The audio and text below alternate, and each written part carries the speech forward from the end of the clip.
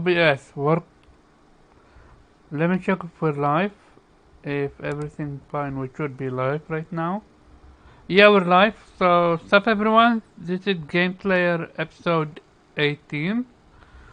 Oh boy, this is going to be a fun one. But before we start, let me introduce our guest, Broken Games. How you doing, dude? And what you been playing? What's going on, y'all? Good to be here. What I've been playing? Well, I've been playing Dying Light as of, a few days ago, but unfortunately, been running into a game progressing bug, so gonna have to wait, till that's fixed to actually continue. So, I guess next thing I'm waiting for is Sifu, I guess. Sifu is launching tomorrow, if I'm correct. Yeah, the early if you get the digital deluxe edition, that one is tomorrow.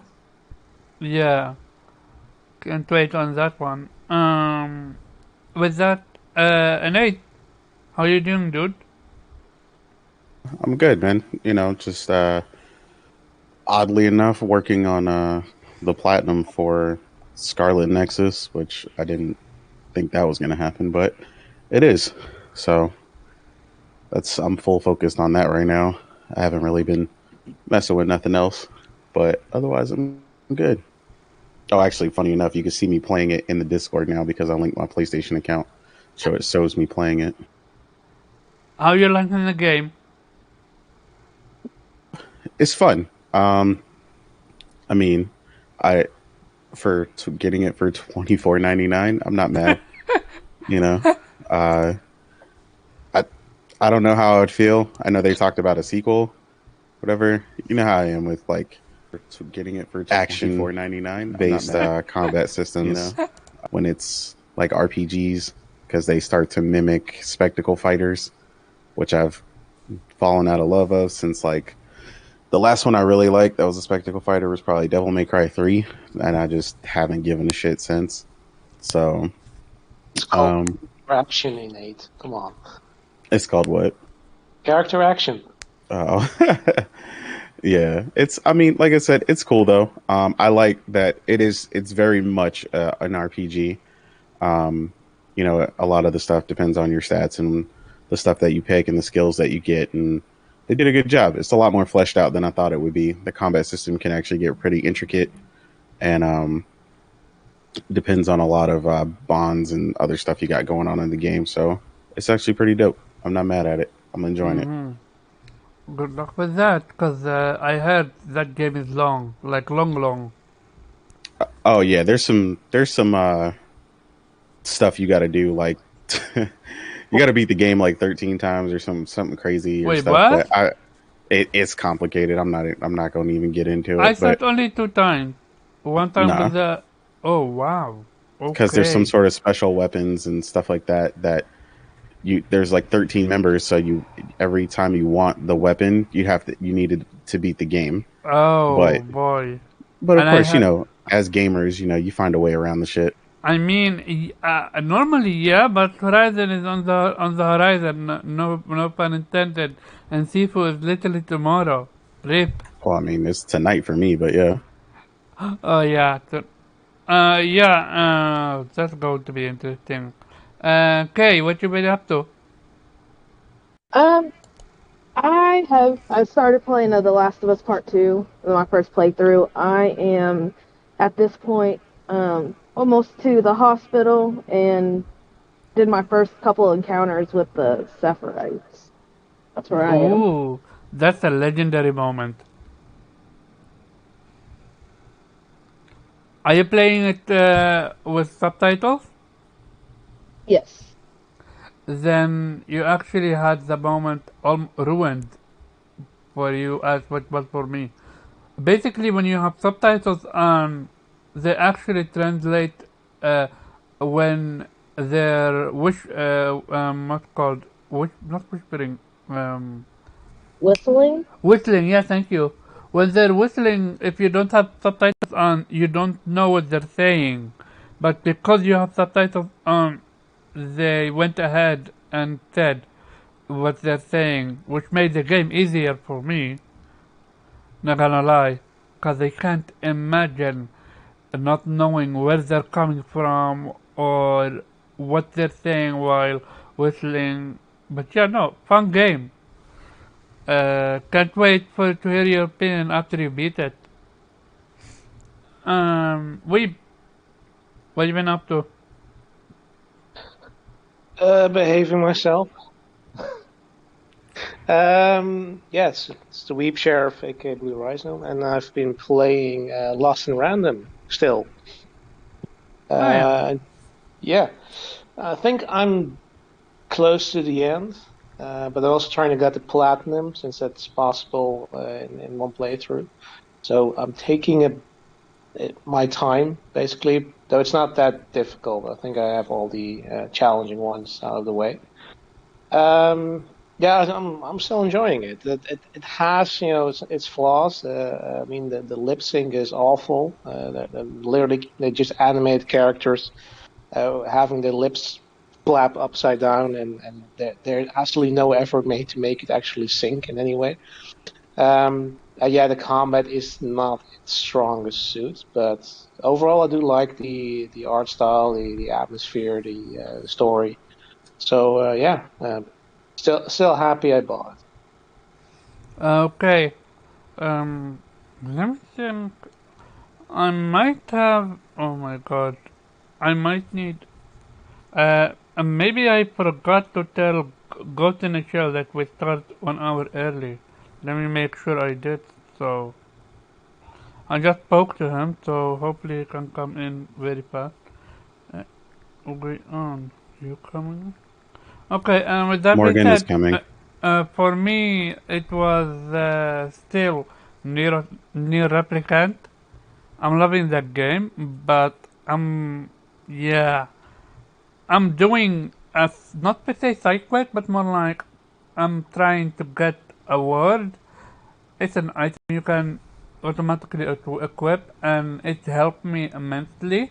But this one is notorious for being literally 3-4 hours grind, just farming the same 3 enemies all over again, which is atrocious, and I'm not having fun. But I want to, cause I love to do that, and yeah, I'm not gonna count it against the game itself, cause that's how old school games used to do it. But I am absolutely not a fan of it. But yeah, we're gonna start the first topic, which is Nate, did you make sure what I asked you about Gran Turismo 7? If it does have ray Yeah, we. tracing I or mean, no? we don't even need like a whole topic on it. I could just tell you. I already checked. So what people gathered from what was tweeted was that they just never specified the restriction of only being in the the the special view mode or whatever, the little Vista mode, when they showcased it, but it was only shown during that part when it was the showcase. So the reality is people just don't know. They mentioned that it has a ray tracing mode, but they never specified whether or not that still exists outside of the like Vista photo mode thing. So yeah, that was never specified. People were just assuming because they didn't place the limitation on it, but it has not been confirmed. Not that it won't happen, but it has not been confirmed. And they never specified whether it was during the show or in the blog post later. So Gotcha. Um, 1 second. No, what's called, are you excited for the game? oh yeah, for sure. I mean, I've literally played Gran Turismo since PS1. Like before I even really discovered the game, my older brother got it, and he used to not want to let me play it. So when he would leave, I used to sneak in his room and put my memory card in and play it. And I would just make sure to save before every race. So just in case he came home, I'd shut it off immediately and pull my memory card out. But yeah, I'm a huge fan. I've played for years and years and years.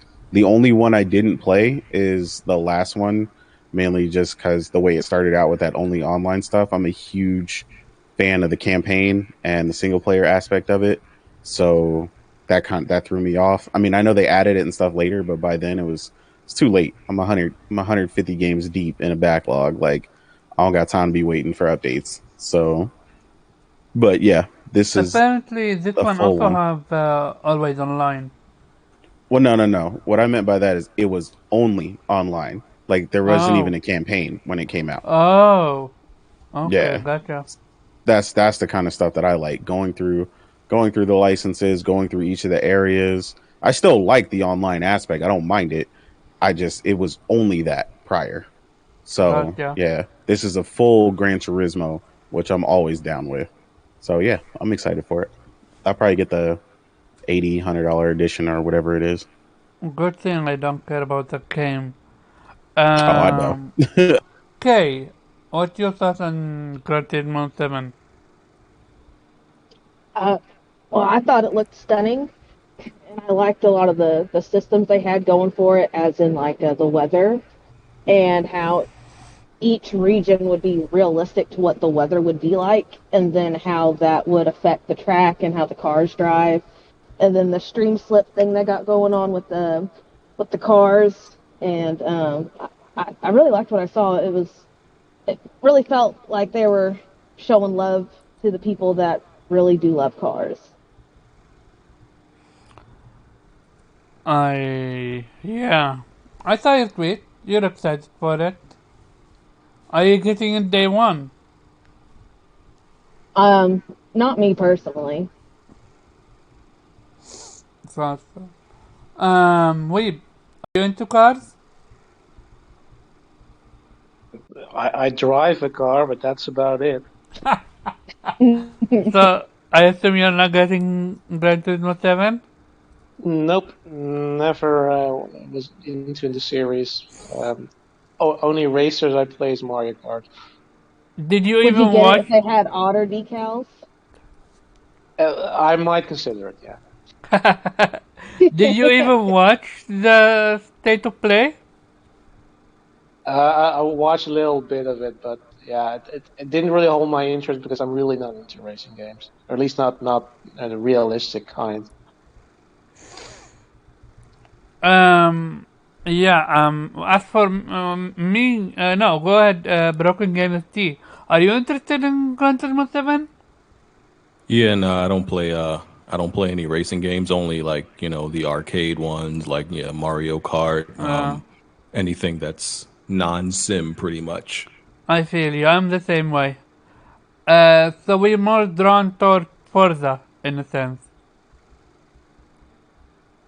Well, I don't even play that. Yeah, pretty much. It got to be like just like a Mario Kart or something like Oh, that for okay, me to yeah. play it. Kart racers, yeah, pretty much kart races for me, or something, anything with Like a cars and Burnout or guns. something. Yeah, I'll play a Burnout. I'll play a Blur. Remember Blur back in the day? Definitely. Yeah, those. Gotcha.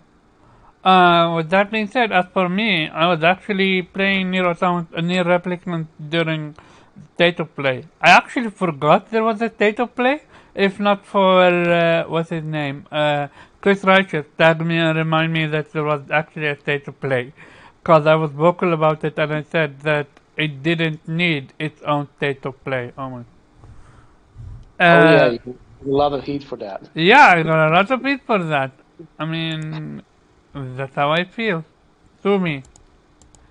Yeah, but I was bored out of my mind from what I was watching, and I saw a little bit because I was literally on my PlayStation playing, and I had my phone running Twitch stream. So yeah, Gran Turismo is not for everyone here except for Weeb. No, I meant Nate, cause he's that dude. Our next topic. Yeah. Oh yeah, I just made it in here. Y'all talking about Gran Turismo? Yeah, are you Gotta say into for something that? about that. Yeah, this is the thing, right? The game looked really good, right? But I'm more of a Midnight Club guy, which hasn't come out in probably over a decade, if not more. Or a Uh, the burnout? pro- Yeah, or Burnout even. A lot of the Sims racing games are really nice looking. They just don't look fun to me. Now, that's not to say somebody else is not going to get enjoyment out of it because it is a beautiful looking racing game. I just wouldn't want to review it because I'm looking at it and you have to be precise. I don't think that game is meant to be played with a controller. Just looking at it, like some of the turns, like doing the little cinematics they were doing, I'm like, no. But I think it's still going to be. I still think it's a great game for those that love Gran Turismo, and it will be a hit this year because a lot of people been waiting for one. Oh But yeah. it's just yeah, Just but to just add for me something, personally, to what you said, according to a friend of mine, his name is Kofi. You can't. You're at disadvantage if you're playing with a controller. You really need a that's what steering I'm wheel. saying. Yeah, that's real simulation type driving, and it's for serious racing game fans. There's when they say sim, there's sim in there for a reason. It's not a pure simulation, but it's so close to it, right? So yeah, for a lot of people, it's still going to be because especially in Europe with Gran Turismo and in Japan where it does the best. Here in America, it's like I'm looking at them like, wow, this is a beautiful game, but it looks very, very boring to me. You know, just keeping it above. Okay. We actually have a few new people. Hey, Akira, you made it. Uh, yeah, me about Gran Turismo. Again, racing games is not for everybody. It's really true. The only reason, yeah, Karaba again, Tattoo, right? The only reason why you got flat Karaba is because Gran Turismo has just really been part of the PlayStation legacy. And to say something it didn't deserve a state of play is not really a good take because it's basically one of PlayStation's most successful IPs. So Yeah, to say that is just really a bad take. I can understand if you don't like racing games, that's completely fine. But it's just respect the legacy. Basically, it's kind of like the idea, especially for these Gran Turismo fanatics, because there's a lot of them. Gran Turismo was in the Olympics, was on esports. It's globally popular. It's very popular in Japan. I'm not a big racing guy. I already said it to people before. I played the last Gran Turismo I played was Gran Turismo 4. Was the last one I played. If I get some free time after all the games that I plan to play this year, then maybe I might jump to it. But it's not gonna be a day one. I got way too many games to play on the same. Fucking Ghostwire Tokyo is kind of like near GT7 and Shadow Warriors 3 as well, and Stranger Paradise. Yeah, I got a lot of games. I don't have time to do GT7, but yeah, very beautiful that's what game. I was going. That's what I was going to say too. It's coming out, and it's going to sell a lot. Don't get it twisted, but it's next to other games that people would rather play. I mean, for most of, I'm not going to say everybody in here. Maybe a couple of you guys in here want to play that game, and it's a beautiful game. But I'm like, you got all this other great stuff. These open world RPGs coming out. Do you really want to go around and around a circle on a track? I'm just saying. I mean, Gran Turismo is different than that, though. Like, when you understand how you can play it at many different levels. I mean, there's people with full racing sim rigs and they going crazy with the shit. Or you could play a couple races, you know what I'm saying? Kick it for an hour and hop off. Like, it's very freeing. Like, it's not something that's got to drag you out, you know what I'm saying, for hours on end if you don't want it to. So, But it's is it something that can fun? complement your other games when you Also, are really into it. the steering wheel though it really feels amazing. I just gotta say, it just really does. It just controls that Hey, good. it's amazing to sleep at. It actually almost put me to sleep. No joke. I mean, Um, the Gran Turismo, honestly, one of the problems with Gran Turismo, like y'all were talking about, though, the showcase just doesn't, like, trying to showcase Gran Turismo is always going to look a really specific way. nah, Because even it I was wasn't even that impressive. entertained, but playing it is completely different. Okay, so before we continue, I'm gonna go to Morgan, then I'm gonna ask my question. Morgan, what's your take on Gran Turismo? It's pretty much in line with everybody else's. I'm not a big racing fan, but I appreciate the legacy. I did watch the state of play. Um, it I wouldn't say it was boring, but it wasn't, it definitely It wasn't was as boring. entertaining. It definitely wasn't as entertaining as other state of plays, but I did like appreciate the things like like they had like a museum or something like that in there where you got Yeah. the history of the cars and the makers and all that stuff, and then them explaining the dynamics of like the weather depending on which track you're in, like your location and stuff, and like the clouds functioning and the way the track dries. Like if it's raining, certain parts will stay wet when the sun comes back longer than other parts. I was like, oh, that's cool. But yeah, it's definitely not a day one for me. I may pick it up later, maybe if it's on sale, just to try it out. But yeah, it's not a day one. Gotcha. Innate, I'm gonna ask or Akira, the one that is versed in Gran Turismo. So, hear me out. I once played a car game where it's almost like you had to drive and try to collect balloons, or rather pack them up. Was that in a Gran Turismo? It was during the PlayStation 1 era, if I remember correctly. Mario Kart. No. It's like That's what that sounds like to me too. no, it's not Mario for fuck's sake. No, Yeah, you're gonna throw bananas in Gran Turismo 8. I vividly remember playing a game like it was a mode where where you had to not race, almost like a bumpy ride, and you need to collect to pop up balloons. Like, am I crazy, or does anyone remember this in a Gran Turismo game? Sorry, is this really Gran Turismo you're talking about? Like you That's said, why I'm PlayStation asking. 1, right? Maybe it was a mini game in Gran Turismo 1 or something, because I do not remember that ever Maybe, being but in it a sounds Gran like Turismo. Mario Kart. Yeah, it that's sounds what It's it like not sounds. Mario it sounds like Kart an because it was on PlayStation. I know because I played it. it sounds like a Nintendo game, man. Like No, it's I'm not. I remember it vividly. Oh my god, I'm gonna do my research on it and PS. and You said PS1, right? PS1. I remember Yeah, either it need might one to or have. two, but I'm pretty sure need it's to one. pop One of the balloon first, shit. You said. one of the first Gran Turismo on PS1. I'm just thinking out loud here. One of the first one on there,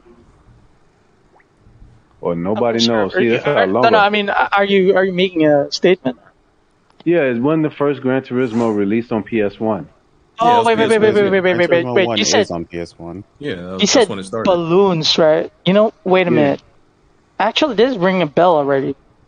Wait. Balloons. I, I kind of remember it. Yeah, I think it is Gran Turismo. Thank It was you, it's got like thank the red you. and blue balloons, right? Like, It is yeah. yes. Thank All you, right, thank all you, right. thank you. I'm not going crazy. I Holy got shit! it. Okay, so this is the thing, right? This is the thing, Karaba. I know Gran Turismo. You know, they kind of started, not really started, but they kind of like one of the pioneers in the racing genre, right? And there are other racing games, you know, back in the PlayStation 1, and one of them is called Vanishing Point. That's the one with the balloons. Oh, okay. Vanishing Yeah, I Point. was That's gonna the one say with the that's the one that I pulled up just now was Vanishing Point. Yeah, Vanishing Point is the one with the balloons. Gran Turismo, again, it never had balloons. Sorry, it never had balloons. I'm sorry. It just doesn't. No, I mean, it is basically a driving simulator, like a realistic driving sim, even if it was, you know, not so good graphics back then. So, yeah, they don't indulge in such mini games at all. So yeah, it's Okay, Vanishing Point. yeah. The one with the That balloons. yeah, no, this is not it. This is not it. Oh my god, I will see. I'll look it up later. With that being said, we're gonna start the first topic. I'm gonna go to you, Akira. Ghost Yeah. Wire Uh, Tokyo. yeah. Before you jump in, I'm actually pretty disappointed with the name now. Thinking back how it's literally them mixing three words together. There is no real actual meaning for it. Like, I'm like, is this Is this why it's called Ghostwire Tokyo? I'm like, wow. Just because there are ghosts and you got wired and it's in Tokyo. That was Uh, genuinely disappointing, but the showcase itself, I'm down with it. Go ahead, do your thing. I want to say, actually, I thought Ghostwire Tokyo was a pretty unique name for it. To be honest, I mean, they kind of explained they had emphasis, in the wires, like you saw when they Yeah, the way they take the course from the visitors. That's what they're called, right? And I think the meaning of whatever the meaning of the Ghostwire Tokyo is, I think that's more. You can find that out maybe when you play the game. Maybe that's where the meaning is. That's kind of like how I'm thinking because technically we could don't have be. a proper explanation why he has this. Like, sure, he has the powers because of KK, the spirit, right? Yeah, But the wire thing is a bit of a disconnect from the powers that KK normally has, which was the nature bending thing, the one with the yeah. water, fire. So maybe the wires may have a bigger plot point than what people think. That's kind of like how I see it, because Evil Within was the same. Could Evil be. Within, when Evil Within, with its title, when they were showing the game off, Evil Within didn't really make sense as well as a title. And then Mm, when you played the game, that's kind of like when you started to make sense of it, because okay, that's kind of like how they give you. So I think gotcha. that's Ghostwire as well. Yeah, Ghostwire Tokyo. There is just a. So I've been thinking of a very easy way to just tell someone if they want me to explain in one sentence what Ghostwire Tokyo is. Ghostwire Tokyo is basically Japan in a video game. That's a, that's like Eh, the easiest. That's like the easiest description I can give, because Ghostwire Tokyo is just way more than what it shows to be. So first things first. This is the most accurate Tokyo that I've ever seen in a video game. Persona did Tokyo before. Yakuza does not do Tokyo. Kamurocho is not based on Tokyo. There's a real place that's based on Kamurocho, but it's not called Kamurocho. But Tokyo, the only ones I remember greatly is definitely Persona 5. It's the last Tokyo that I remember. I really don't remember any other proper Tokyos in video games. But if there were ever any, Ghostwire Tokyo is definitely the most accurate, authentic one that I can think of. Because when I'm watching the preview, it really looks like you're walking around Tokyo. It's just Tokyo all around. Like, if you've been to Tokyo, or if you've seen Tokyo in YouTube or something, if you see them in a video or in a picture, you will recognize it from Ghostwire Tokyo, because it's just how authentic it is. From the tiniest of details, from backyards to parking lots to apartment complexes to the big buildings to the 109 department store from Shibuya to it's just Tokyo to the brim. It's the developers that set up after the showcase, right, to Shinji Mikami, which was one of them called the Strawberry Shortcake. I don't know if you watched the developer interview, right? I Yeah, mean, I that was did. really funny. That's how I found out about the name. Yeah, that was really funny. The Strawberry Shortcake, because I thought, man, he made sense of that. Like, even Mikami was even Mikami was surprised by his answer. But no, the other developer there said that Ghostwire Tokyo is authentic Tokyo. That's what he said, right? And that's true. It's just true. It's not only because of aesthetic and not only because of Tokyo. Aside from the Japanese folklore, the yokai, the mythological entities, supernatural entities, the urban legends, the superstitious beliefs, from luck to bad luck, the what do you call this? The charms. They're also what do you call this? They're also included in the game. You saw that how do I explain this? You saw that thing, that paper thing that he holds to collect Yeah, the spirits. right? Are you talking about the charm that they used that did electricity damage? No. You saw it, right? The little Yeah. the little it looked like the person, right? That's kind of like a Oh, that's like Shikigami, right? yeah, exactly. And that's like a real thing, That's kind of like how you pay respect to spirits, and they kind of use that to collect the spirits, like to save them, right? Which was really very very clever. And again, the tengu, the where you grapple, you need to find tengus on the buildings to grapple in, and that's kind of like part of the folklore as well.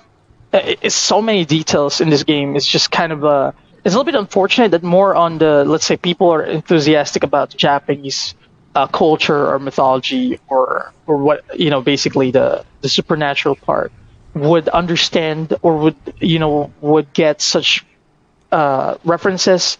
For example, I explained on my Twitter the one with the kid racing the hands. It took me 3 rewatches to see that, and that impresses me way more because such a little detail that they didn't really need to put, because I missed it 3 times, right? It's so easily missed, but they put it there anyway, just for an attention to detail to the Japanese culture, right? Like I explained, that kid was crossing the street, was raising its hand, because in Japan they teach kids that pedestrians have the priority of way when you cross the street in Japan. However, kids may be too small, so for more guarantee, they're required to raise their hand, and it's understood globally. It's understood automatically by every Japanese person that means please stop. That sign when the kid raised their hand, and that was shown in the preview where this ghost spirit of a kid was crossing the street and it raised its hand. So details like that is let's say people who lives in Tokyo might see more details than I can, because I don't live there. But if they live there directly, they might notice more things that they understand better than I do. That's kind of like how intricate the details are in Ghostwire Tokyo. That's why I say this is basically Tokyo, Japan, and its supernatural stuff and its culture in a video game. That's the hand gestures. Lastly, I want to get to that. The hand gestures is based on a Japanese martial arts called Kujikiri. Kujikiri is very, very, very familiar for people who watch ninjas, Naruto, ninja in video games. For example, Ryu Hayabusa from Ninja Gaiden used the Kujikiri martial arts before. He does this hand gestures, ninjutsu, and then Kujikiri. It's kind of like a common thing for ninjas. Raven from Tekken has a winning animation where he does a bunch of hand gestures, and he basically says the 9 cuts of Kujikiri, and that's basically it. And that is the hand motions that Akito use in the game. That's a Kujikiri, again, Japanese martial arts. So again, from every single detail in the game, from every tiny to big ones, is just filled to the brim with Japanese culture, Japanese mythology, Japanese beliefs, and it's Tokyo, Japan in a video game. That's all I can say. And everybody who's interested in that, to be honest, is should really get the game. And I want to advise Sony to send more PS5s to Japan, because the Japanese people are gonna love this game. Yeah, it's kind of like that's from me about Ghostwire Tokyo. I'm really excited. I'm gonna pre-order Digital Deluxe to play 3 days early. Yeah, sorry for rambling. No, I wanted you. I told you gather for me top 5 things you were impressed with the game. Yeah, of course. Every single Japanese game, who has a PS5 or who plays on PS5 will be impressed with what Ghostwire showed. You know what? The most amazing thing about Ghostwire and the Japanese game community is a lot of people in Japan, gamers in Japan before, is not really interested in this game. Like, I was basically one of the rare ones who was interested in it. I was about to ask you, how did the Japanese receive this one?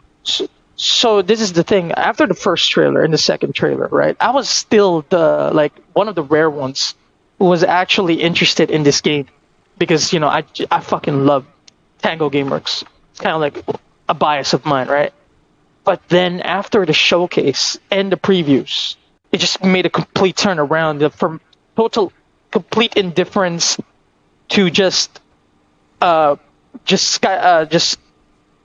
the roof hype, just a lot of hype for Ghostwire Tokyo now.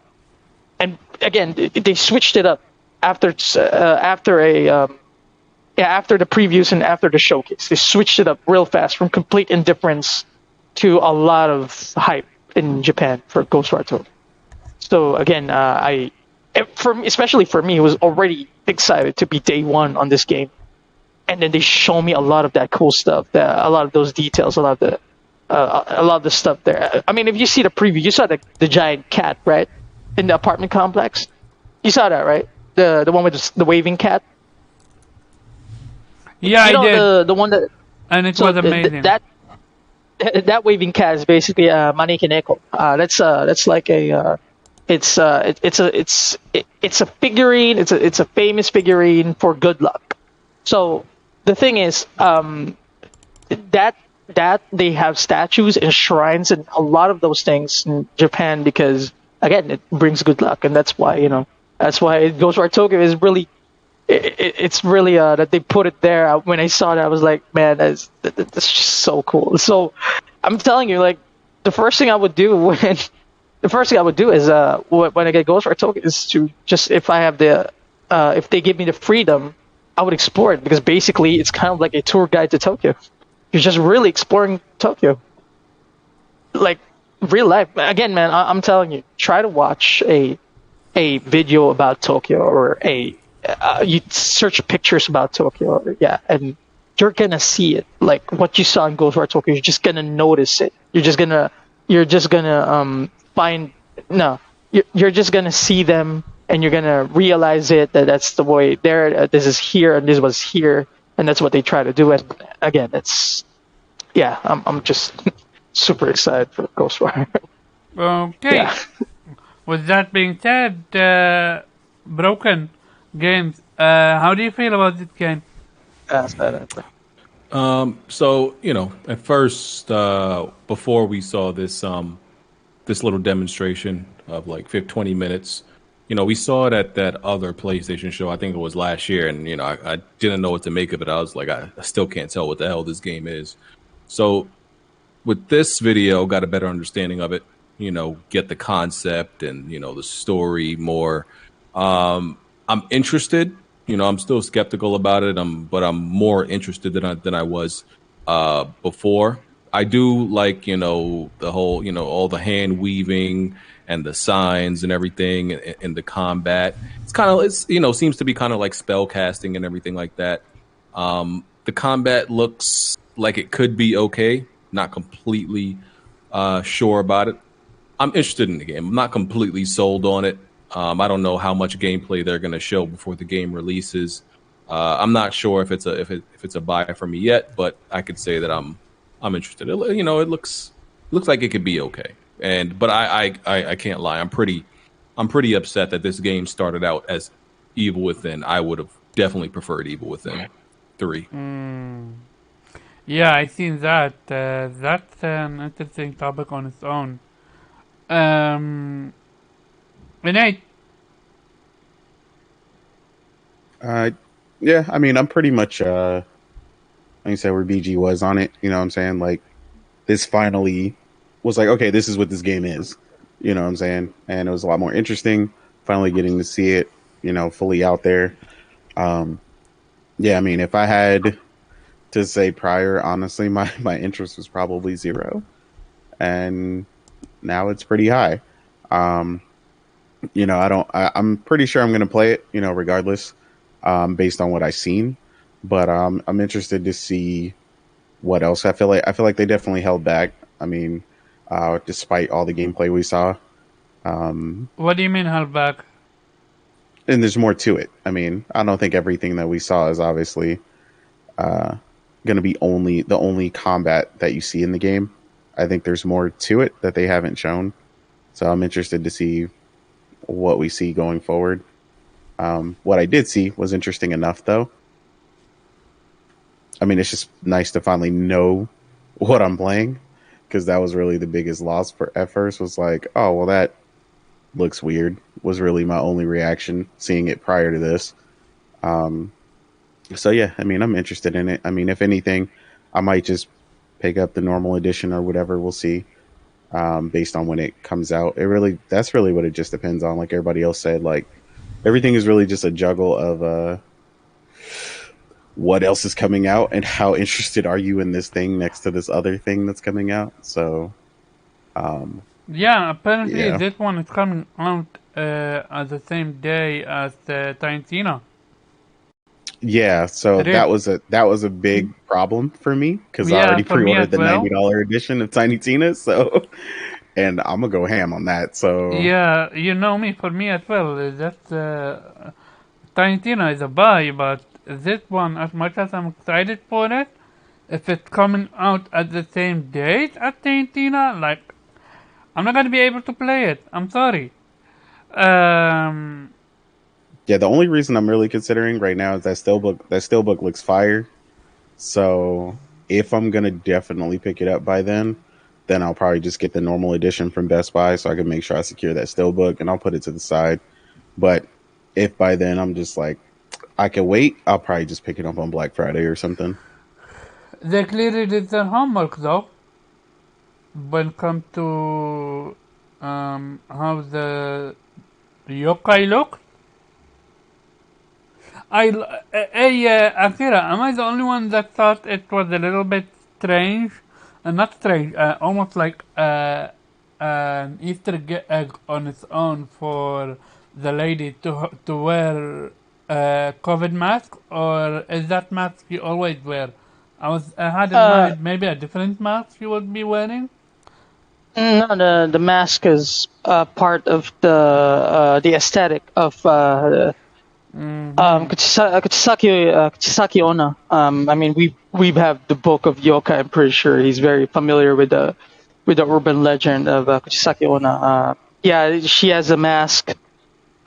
Basically, the urban legend goes that basically ask you if she sees you. Basically, if she's pretty, and if you say yes, she removes the mask. And as you saw from one of the previews, you can see that her face has like a sliced smile, just like with the Joker, but this one is really sliced off.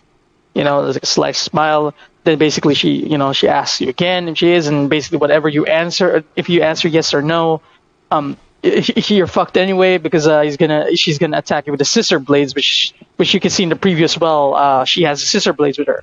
That's kind of like how you would know that it's her because the scissor blades is kind of like I would almost call like a dead giveaway that it's Kuchisaki Onna. Yeah, and then there's more of those yokai in Ghostwire Tokyo. Again, yokai fans, I don't know if Wib Sheriff is a yokai fan, but he has the fucking book, so he has to be. And for someone like him and who's enthusiastic of that, and basically everybody in Japan is enthusiastic about the yokai, it's very exciting for us because yokai has always been used in video games, but not to this extent. Because, for example, Shin Megami Tensei 5 uses yokai as well, but it's kind of a mixed bag of different mythology creatures. There was nothing Neo like uses this. it heavily too. The game Neo Yeah, uses. Yeah, I yeah, was about to exactly. name drop Neo. Yeah. Yeah, exactly. And Neo, sorry.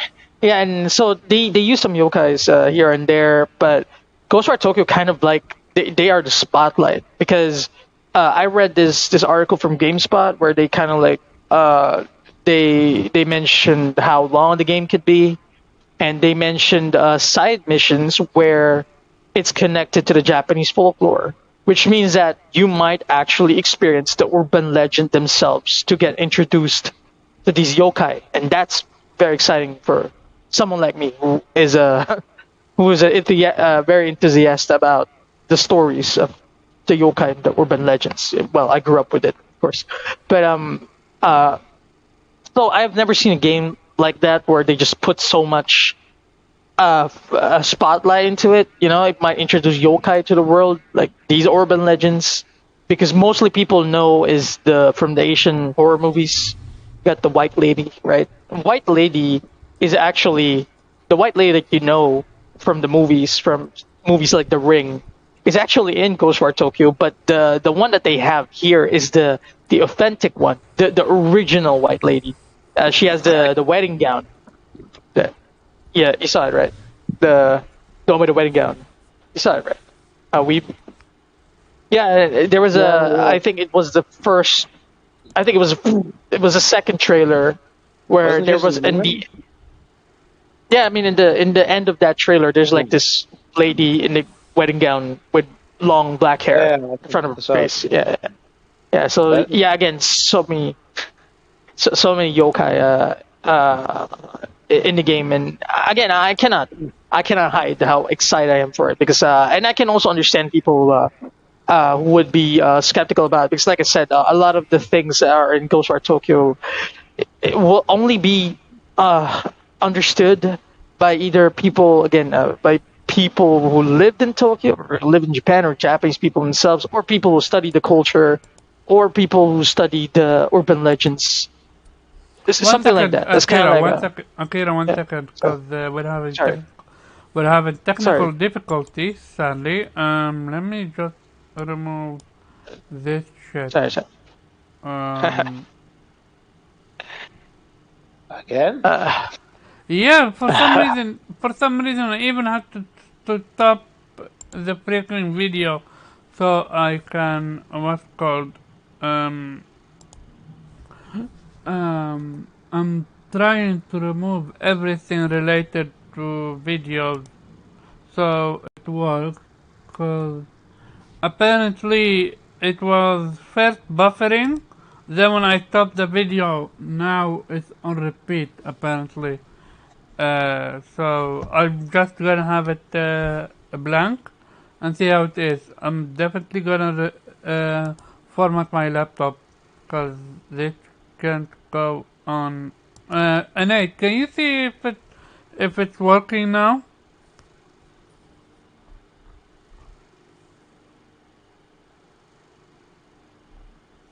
Nate, you here? Guess he He left is the building. he is AFK. Okay. Let me go to Ghost Initial. What's your thought on what's called um, Ghostwire Tokyo? Are you excited? Is that something you're interested in? You know, I think I was when I first saw the premiere, I guess, during the PlayStation show, and I was kind of stoked. I was like, man, it looks pretty awesome. It looks refreshing. But then when I saw kind of like the gameplay reveal, I think I lost a little bit of enthusiasm for it. I'm still gonna get it, just because I just buy everything. But I think to me, I guess the premise is pretty awesome. But it wasn't, I guess, the most visually stunning to me.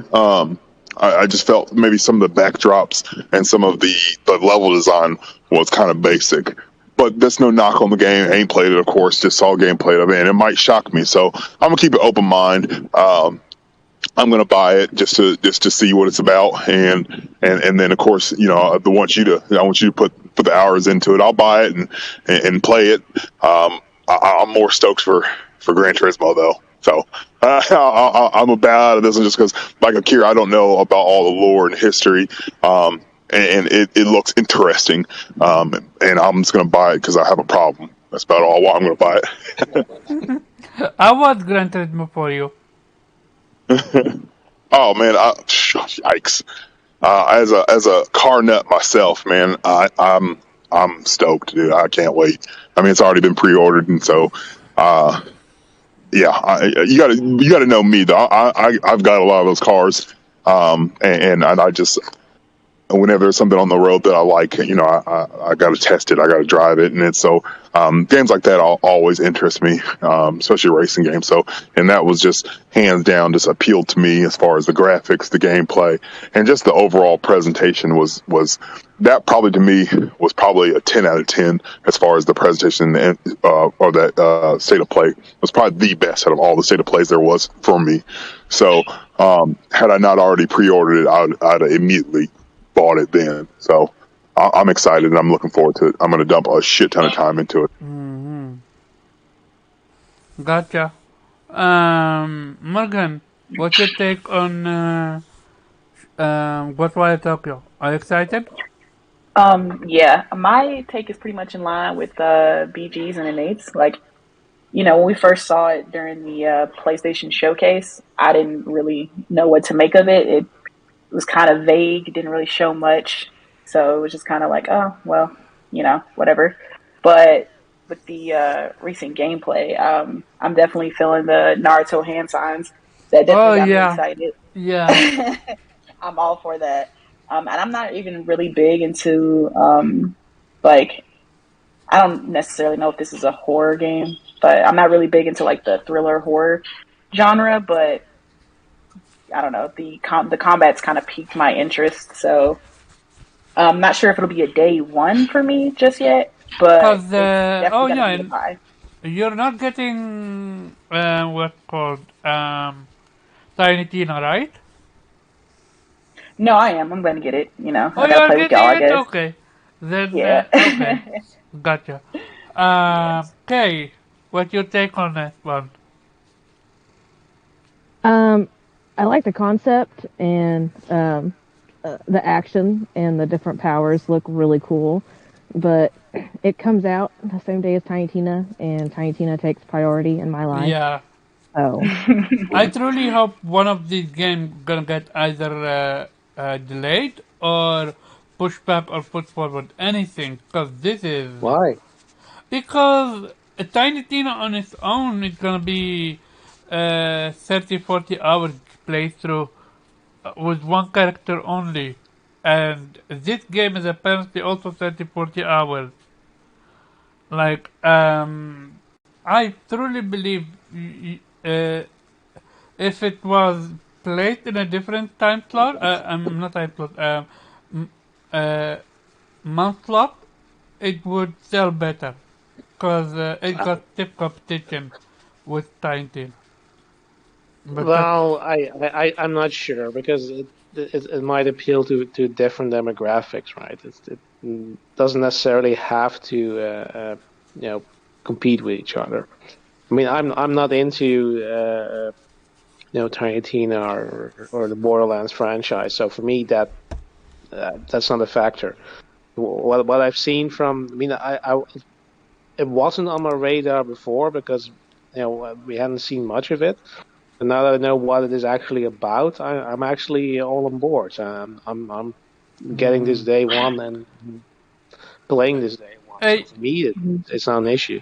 hey, Chris Ratchet, or anyone in the chat, can you guys see if the stream is working fine? Yes or no?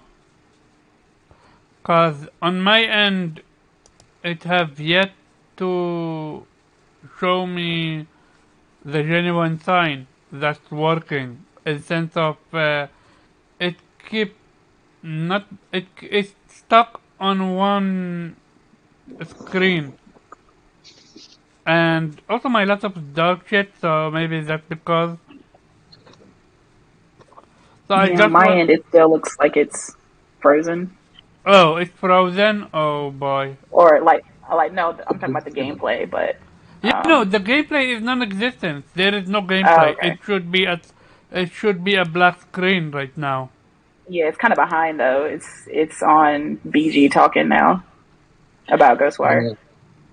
Oh wow, we're behind.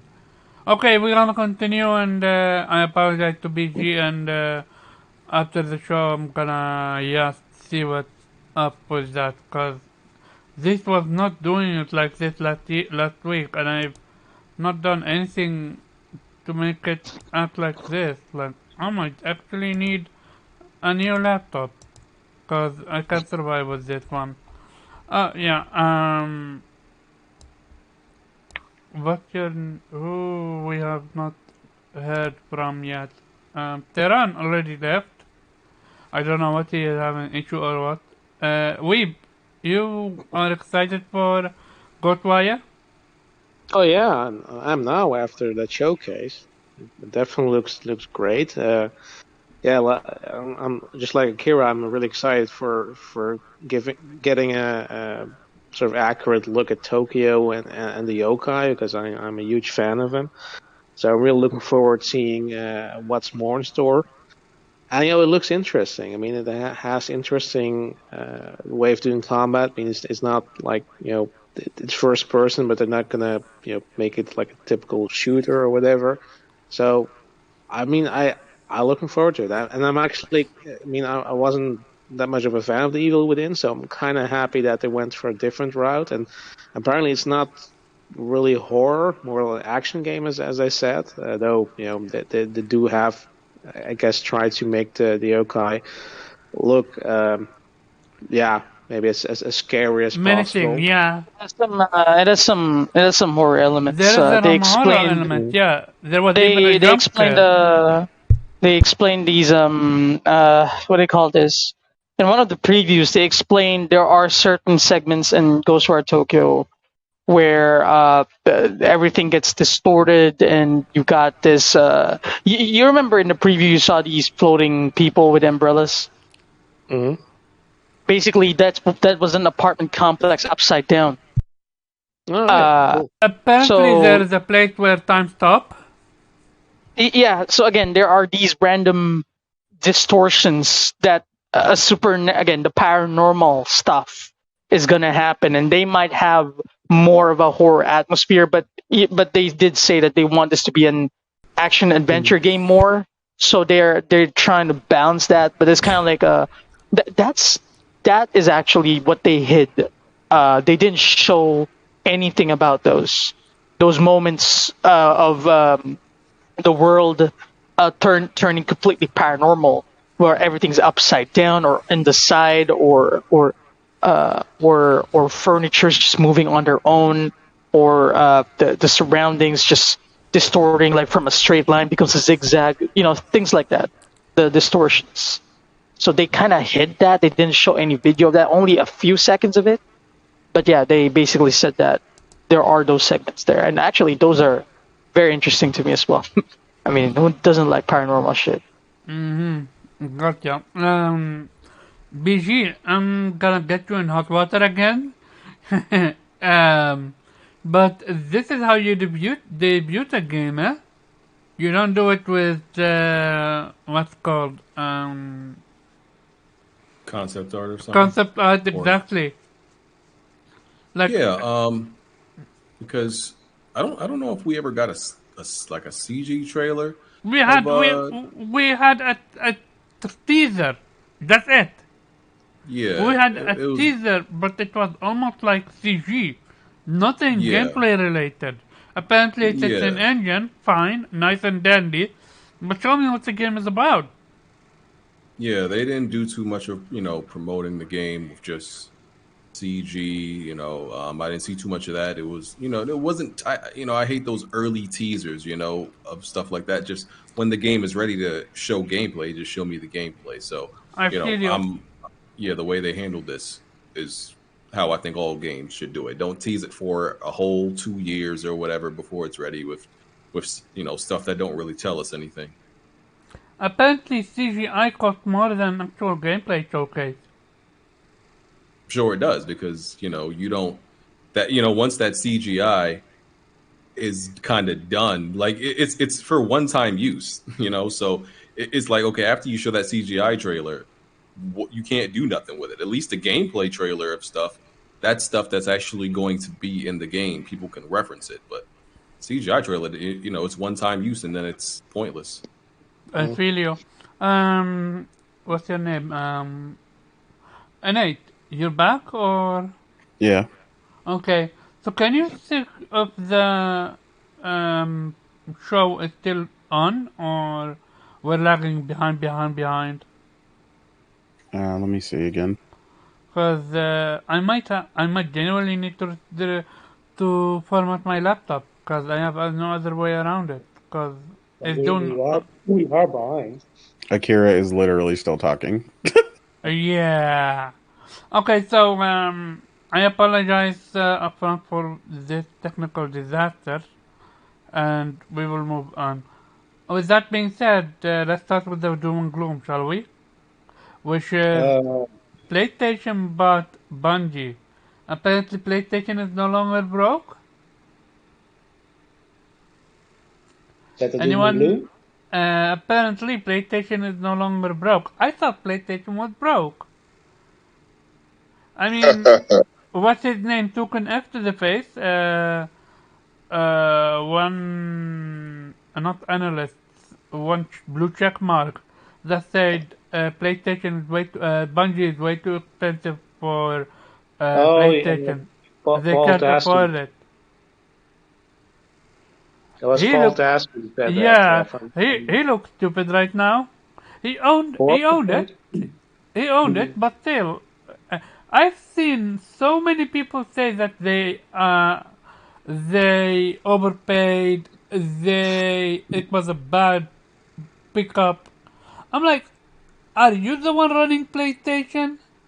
Yeah. Broken. What's your take on this one?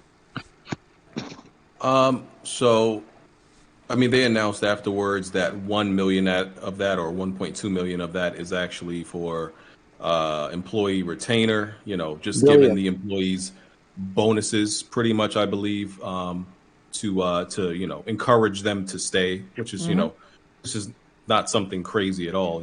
There's definitely different businesses and companies that do that type of thing. And they just want to retain the talent that's there. Them buying Bungie, which pretty much it's mainly for Destiny, because that's all Bungie really owns is Destiny. I'm not a fan of Destiny at all. Don't like the Apparently, game. Bungie is working on another IP now.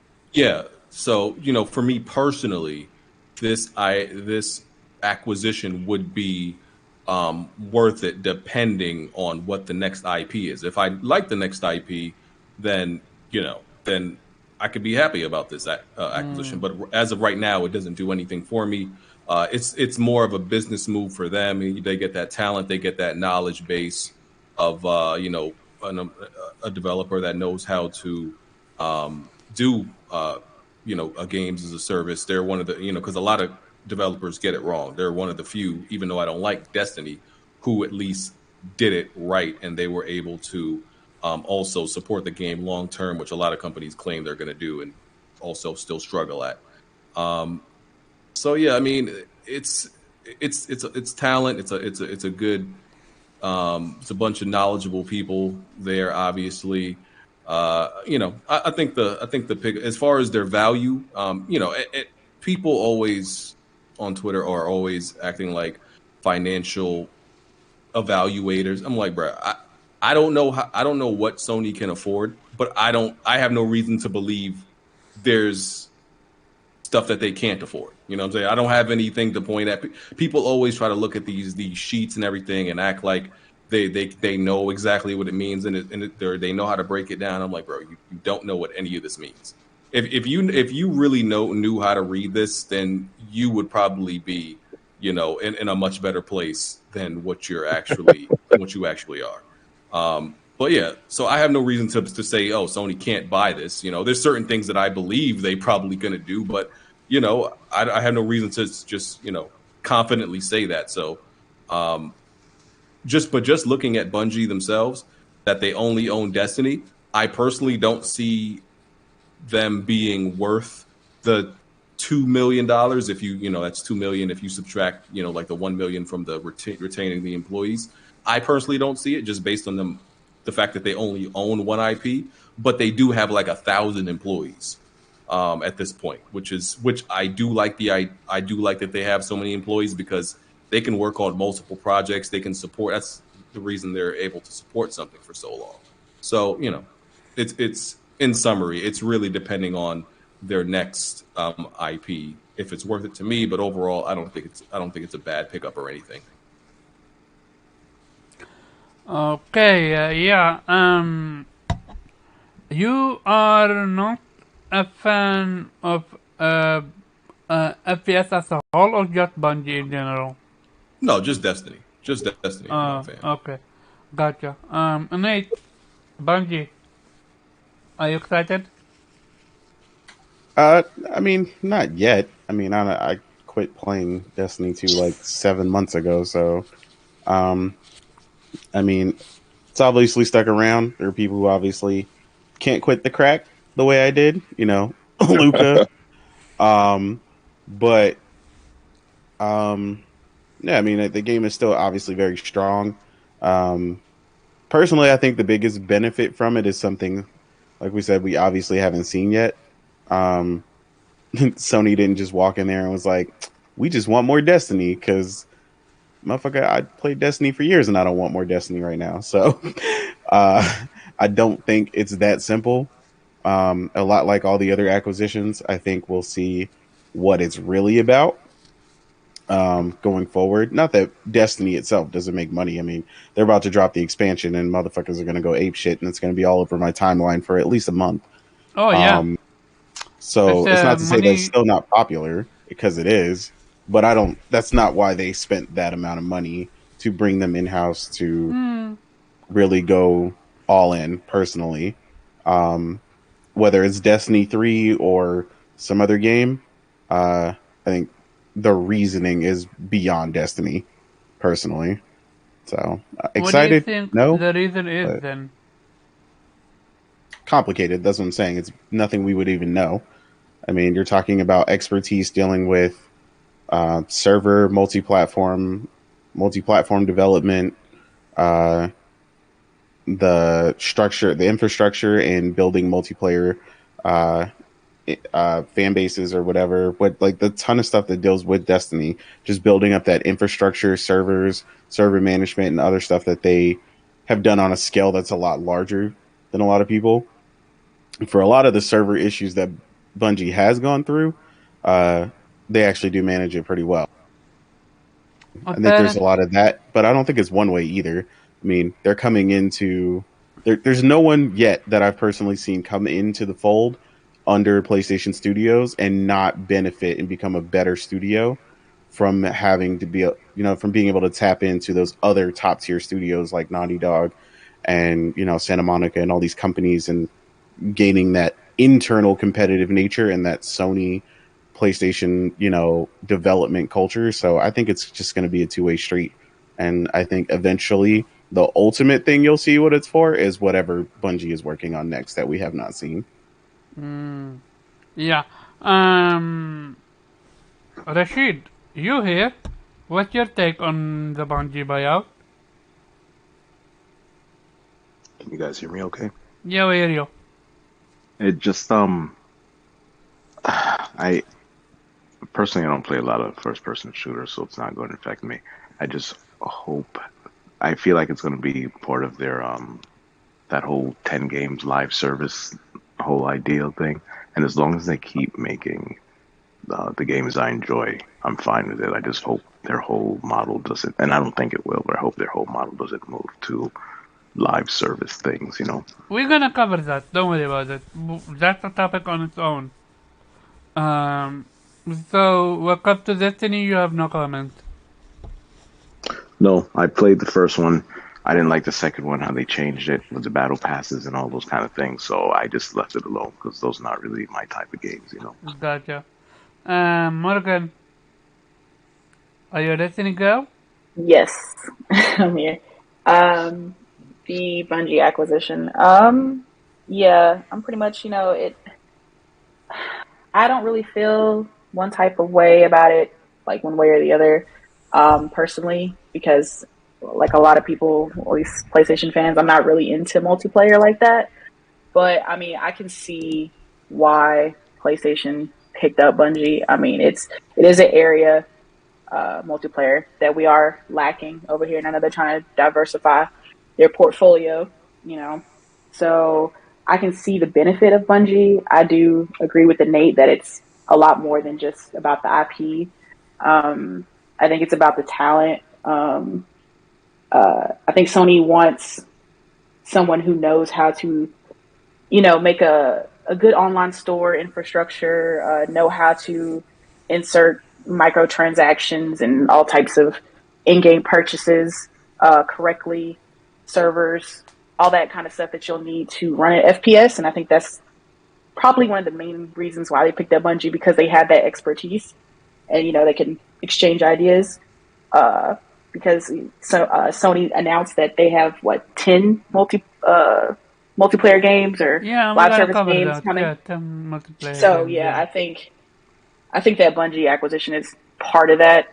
to help them with that.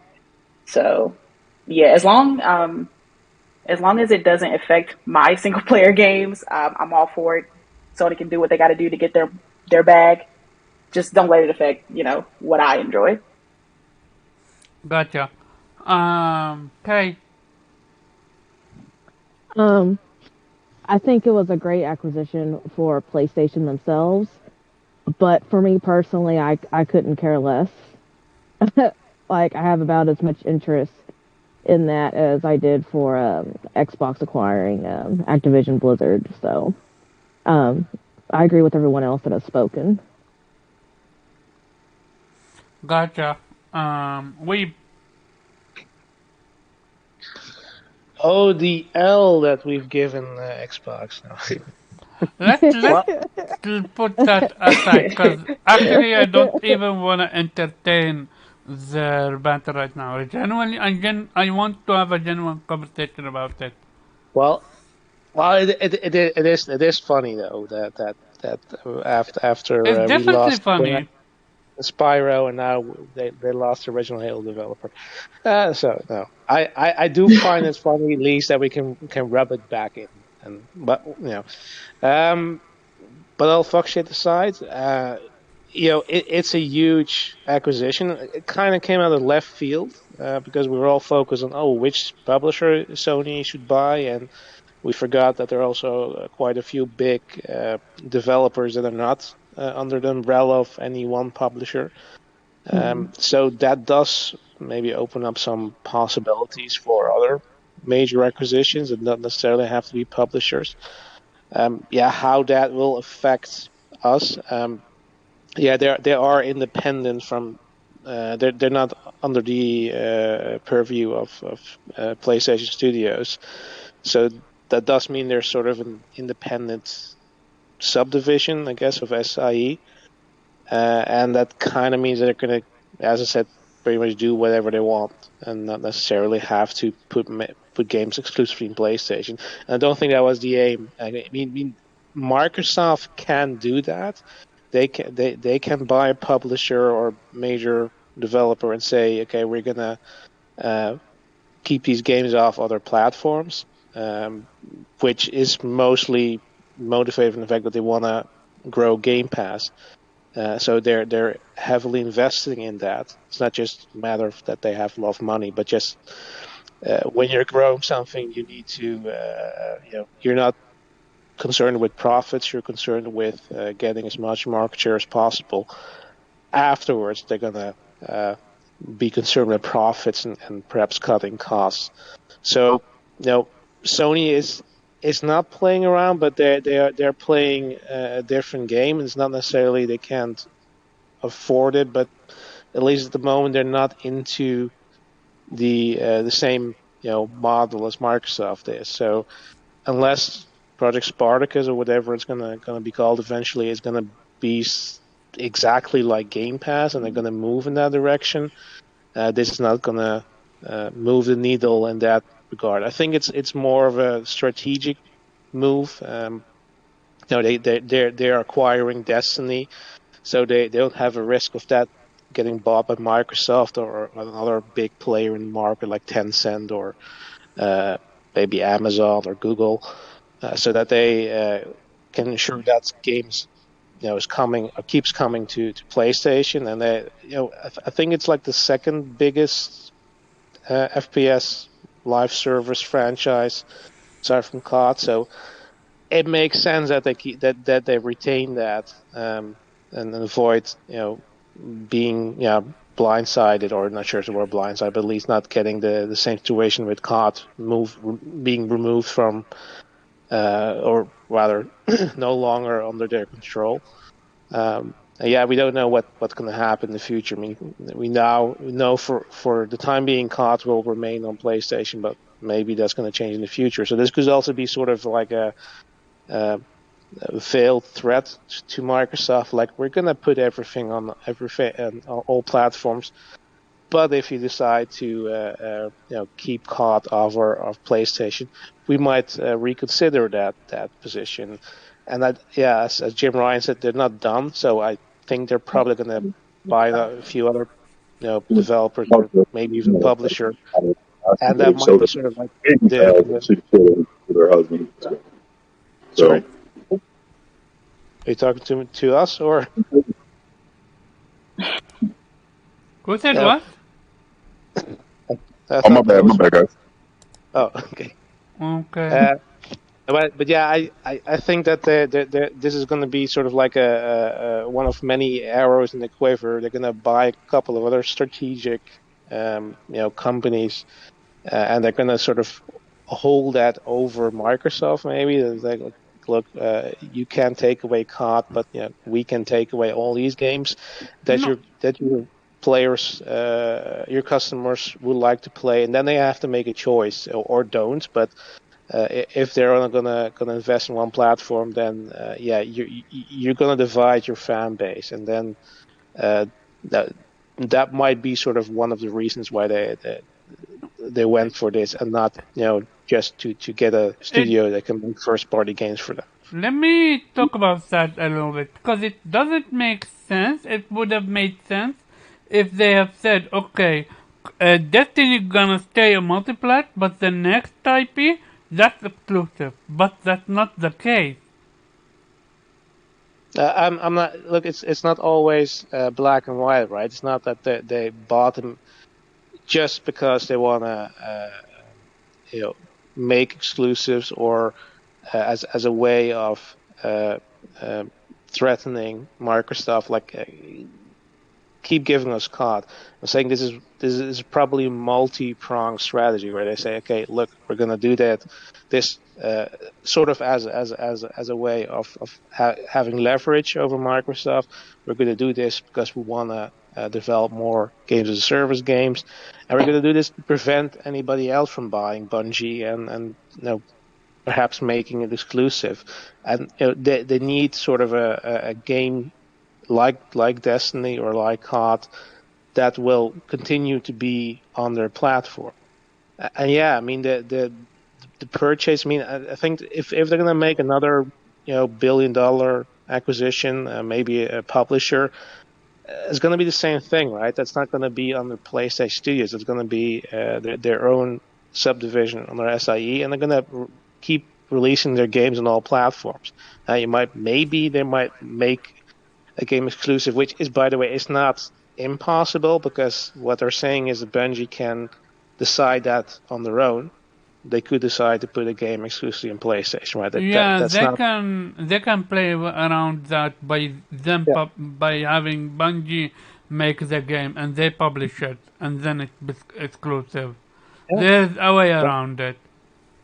But I think this is sort of they're keeping all options open. They're just now being very upfront about, say, okay, this is our plan, right? We're not gonna be coy like Microsoft, say, yeah, maybe or maybe not. But things can change, right? I mean, if Microsoft is gonna keep COD and in the future exclusive to Xbox, and maybe they make other acquisitions and keeping those games exclusive, then Sony might make a decision. Okay, yeah, we might put a few of these key franchises exclusive to our platform, because we do need to do that to compete. Otherwise, people will move to Xbox, or at least that's what Microsoft hopes, because that's where you get, let's say, all these popular franchises. And so I think that this is probably part of the reason why they did this. So it's not just one reason, and Sony is playing, or it's not playing around, but they're playing a different game. Can I say something? Yeah, go ahead. I actually wanted to go to you, Nepteron. Go ahead. Yeah, I'm sorry about that. My internet went out. Okay, check this out. So I was thinking about this since these acquisitions has been going on, right? So what we're having is what we call consolidation, right? Now, let's say Microsoft says Call of Duty is exclusive, like our friend was just saying, right? Well, Sony can turn around and say this game is exclusive. But what's going to happen is, when this starts to happen, when these games, and do not kid yourself, Bungie will make an exclusive PlayStation game. And the reason why they're not saying anything exclusive, the FTC or whatever TC people are looking at Microsoft acquisition of Activision right now. if Sony's planning to get Capcom or Square Enix or both of them or whoever else they may be looking at, why would you go out and say, oh yeah, we're going to make these games only exclusive to our particular platform? If you say that, then the regulators around it, because it's just not America, it's Europe and it's Asia that has these regulation boards. And if any one of these one places say, no, we cannot do this, then that deal is scuttled. Now, I don't know what's going to happen in Europe with the. 1 second. If you do say this and then go back on your word, you're gonna They have already the have. uptick. They already have. Okay, when Bethesda was first bought, people were saying those games are going to stay everywhere. Even Pete Hines himself said, well, we envision these games going everywhere. Then, after the deal was settled, the boss man at Microsoft said, why would we pay $7.3 billion for games that we want everywhere? We paid for it, so it's ours. And that's all they're doing. That's anything. Listen, I'm being honest. I don't care if Nintendo buys somebody big next. Yeah, this game's going to go everywhere. I'm just trying to make a point. Unless you're like an Apple or Amazon that don't have a dedicated gaming place to put your stuff at, believe me, eventually, if not the first or the second, the same thing with Call of Duty. You probably get 2 to 3 more story-driven games of Call of Duty before it goes exclusive. And when that happens, Sony will turn around and tell Bungie, all right, you can go ahead and make us our military version of this game as well, and it can be exclusive. This is what they're doing. Ron, can I correct you on one thing? I don't think it matters to regulators, if you say, okay, we're going to keep all games on all platforms or make them exclusive. What they're looking at is how much market share do you have, and does that distort the market sufficiently that you could basically create a monopoly-like position so that you could basically force your competitors either out of the market or have too much power over consumers. And that's what they're looking at. So they don't necessarily care, if where you put their games. That's not. They're not looking at that aspect, but just at the production side, so the development side. So if you had too many developers, I hear what you're saying, but I'm telling you, this is what they're doing. Listen, I'm not into business. I'm not into the regulation field. I'm just telling you. At first, Microsoft said they didn't care what Bethesda did. Then after the deal was signed, now they care what Bethesda did. Now, I don't know how close or how done the deal is with Bungie. Right now, oh, it's great. It's great. Yeah, we're going to put everything everywhere. Don't you believe that? The same way I will say this, if Sony was to actually get Square Enix and Capcom, which a lot of rumors are saying, or even Nintendo or whoever, you do understand with consolidation, those companies, even if they have they put things on PC and whatnot, they don't want everything to go across to the other side of the platform. Now, I'm going to put it out there and I'm going to just say it. If you are, let's say you're Sony, right? Let's say you get Square Enix and Capcom or whatever, right? Why would you put your games over there? Now, I sit there and I say this at the same time. MLB The Show is on Xbox. Some Bethesda games are on PlayStation. A little bit. But the real big stuff, they're not going to necessarily share that. And Call of Duty, rather what nobody tells you, is one of the biggest and best-selling games every single year. They're not going to want to share that long term. Same thing with Bungie. Same thing with it. That's why I'm telling you that if the regulators were smart, they'll stop Microsoft and Sony or whoever else may want to do this right now.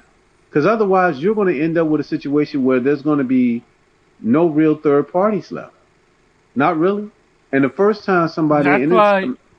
That's why I was not about that life, but they have no other choice. Yeah, Sony has no choice because... Nope. Okay, yeah, Sony has no choice because you want to secure Final Fantasy franchise. It is more synonymous with PlayStation than it is with any other platform right now. When you think Final Fantasy, you think PlayStation. For me personally, Resident Evil is the same thing. I never think of any other platform but PlayStation when I think of Resident Evil. That's just me. Other people might think of other platforms. I mean, the same can be about Devil May Cry, so...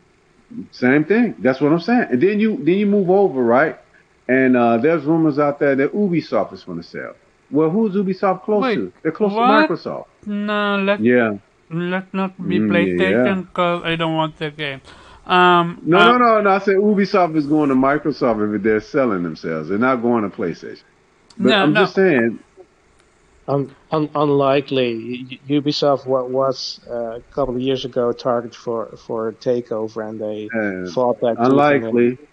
Can I tell you something, Weeb? It was unlikely that we would see Activision bought too, Yeah, but it was sure. No, bought. we didn't expect that, but I'm just saying that well, What I, Activision what all I, we didn't all know, I, but with all I would say Ubisoft to we you, know. Weeb, all I would say to you, Weeb, is pay attention, right? I understand we're not doing this at this time. What was that? The people that redid the Demon Souls game. Oh, we're not being bought by anybody. Same year they got. FromSoft. Yeah, they're gonna Oh, say that all. no. Blue Point.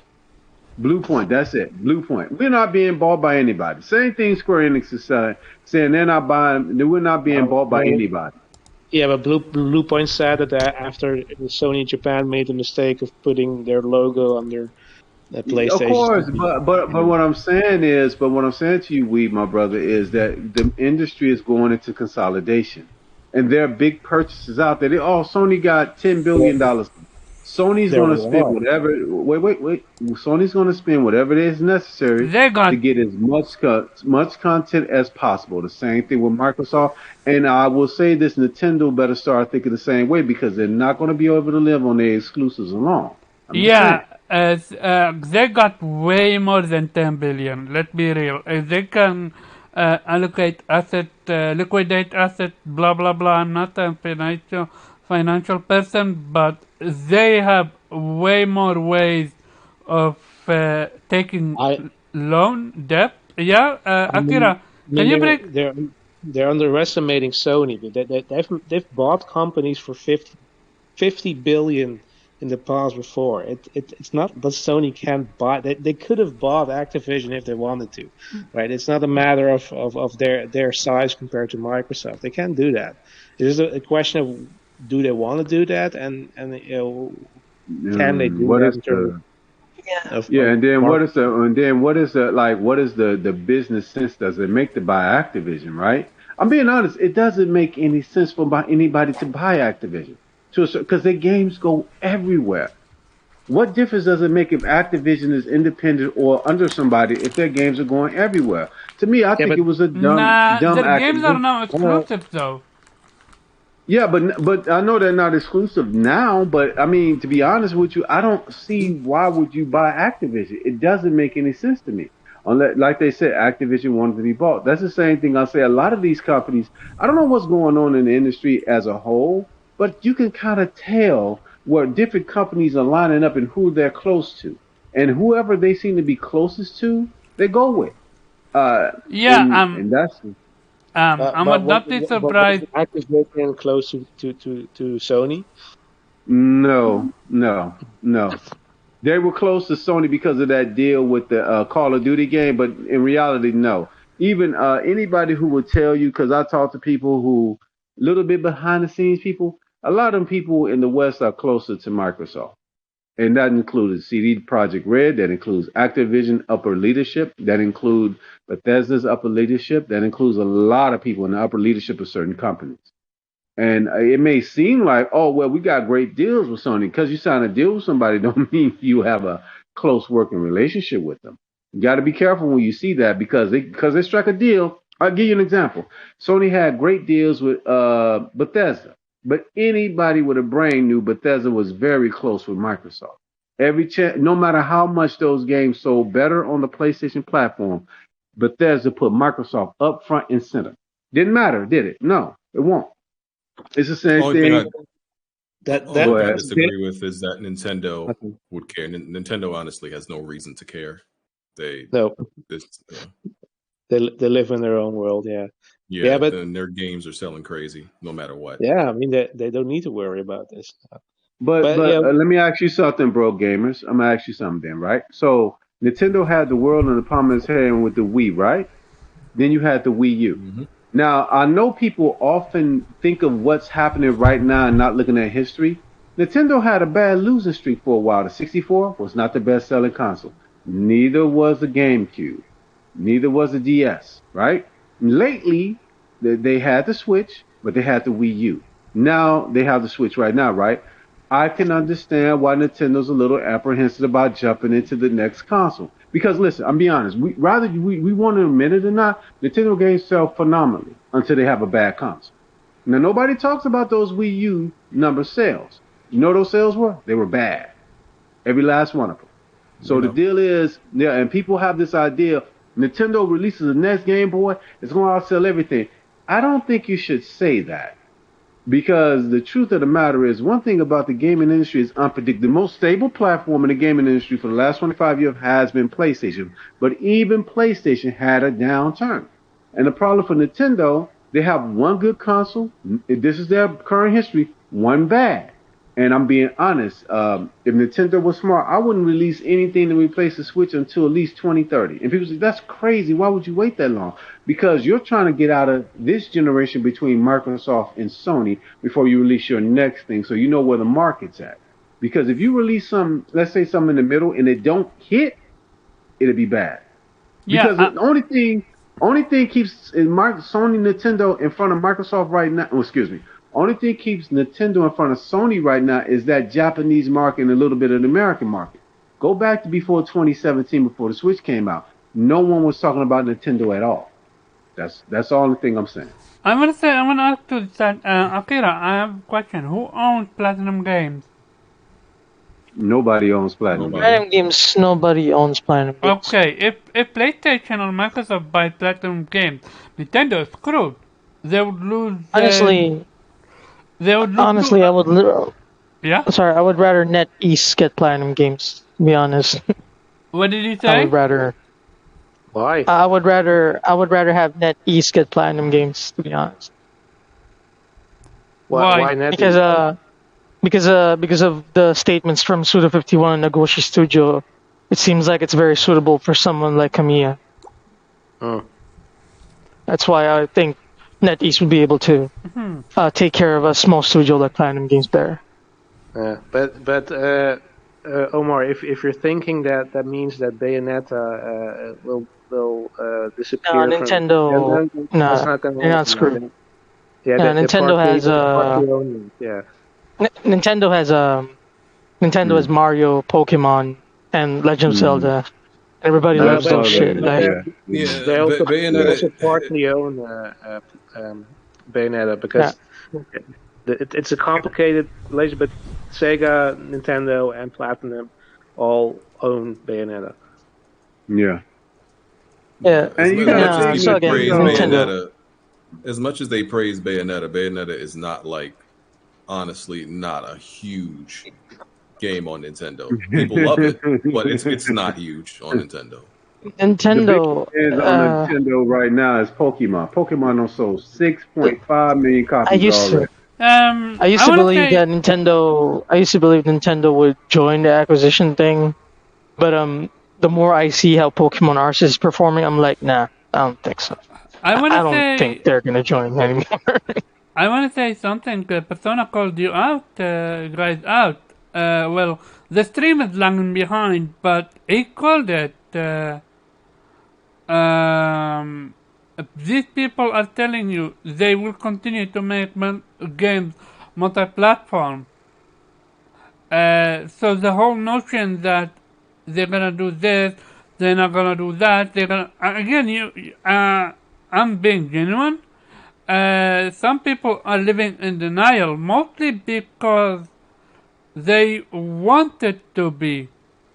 I agree with Persona. He's right. There is a third-party strategy going, right? That is as long as everything keeps going everywhere. That's the trick. So let's say, let's take Activision and Bungie out the acquisition thing. Let's say Ubisoft and Capcom, right? And Sony and Microsoft both come out. It doesn't matter. These games are going to go everywhere.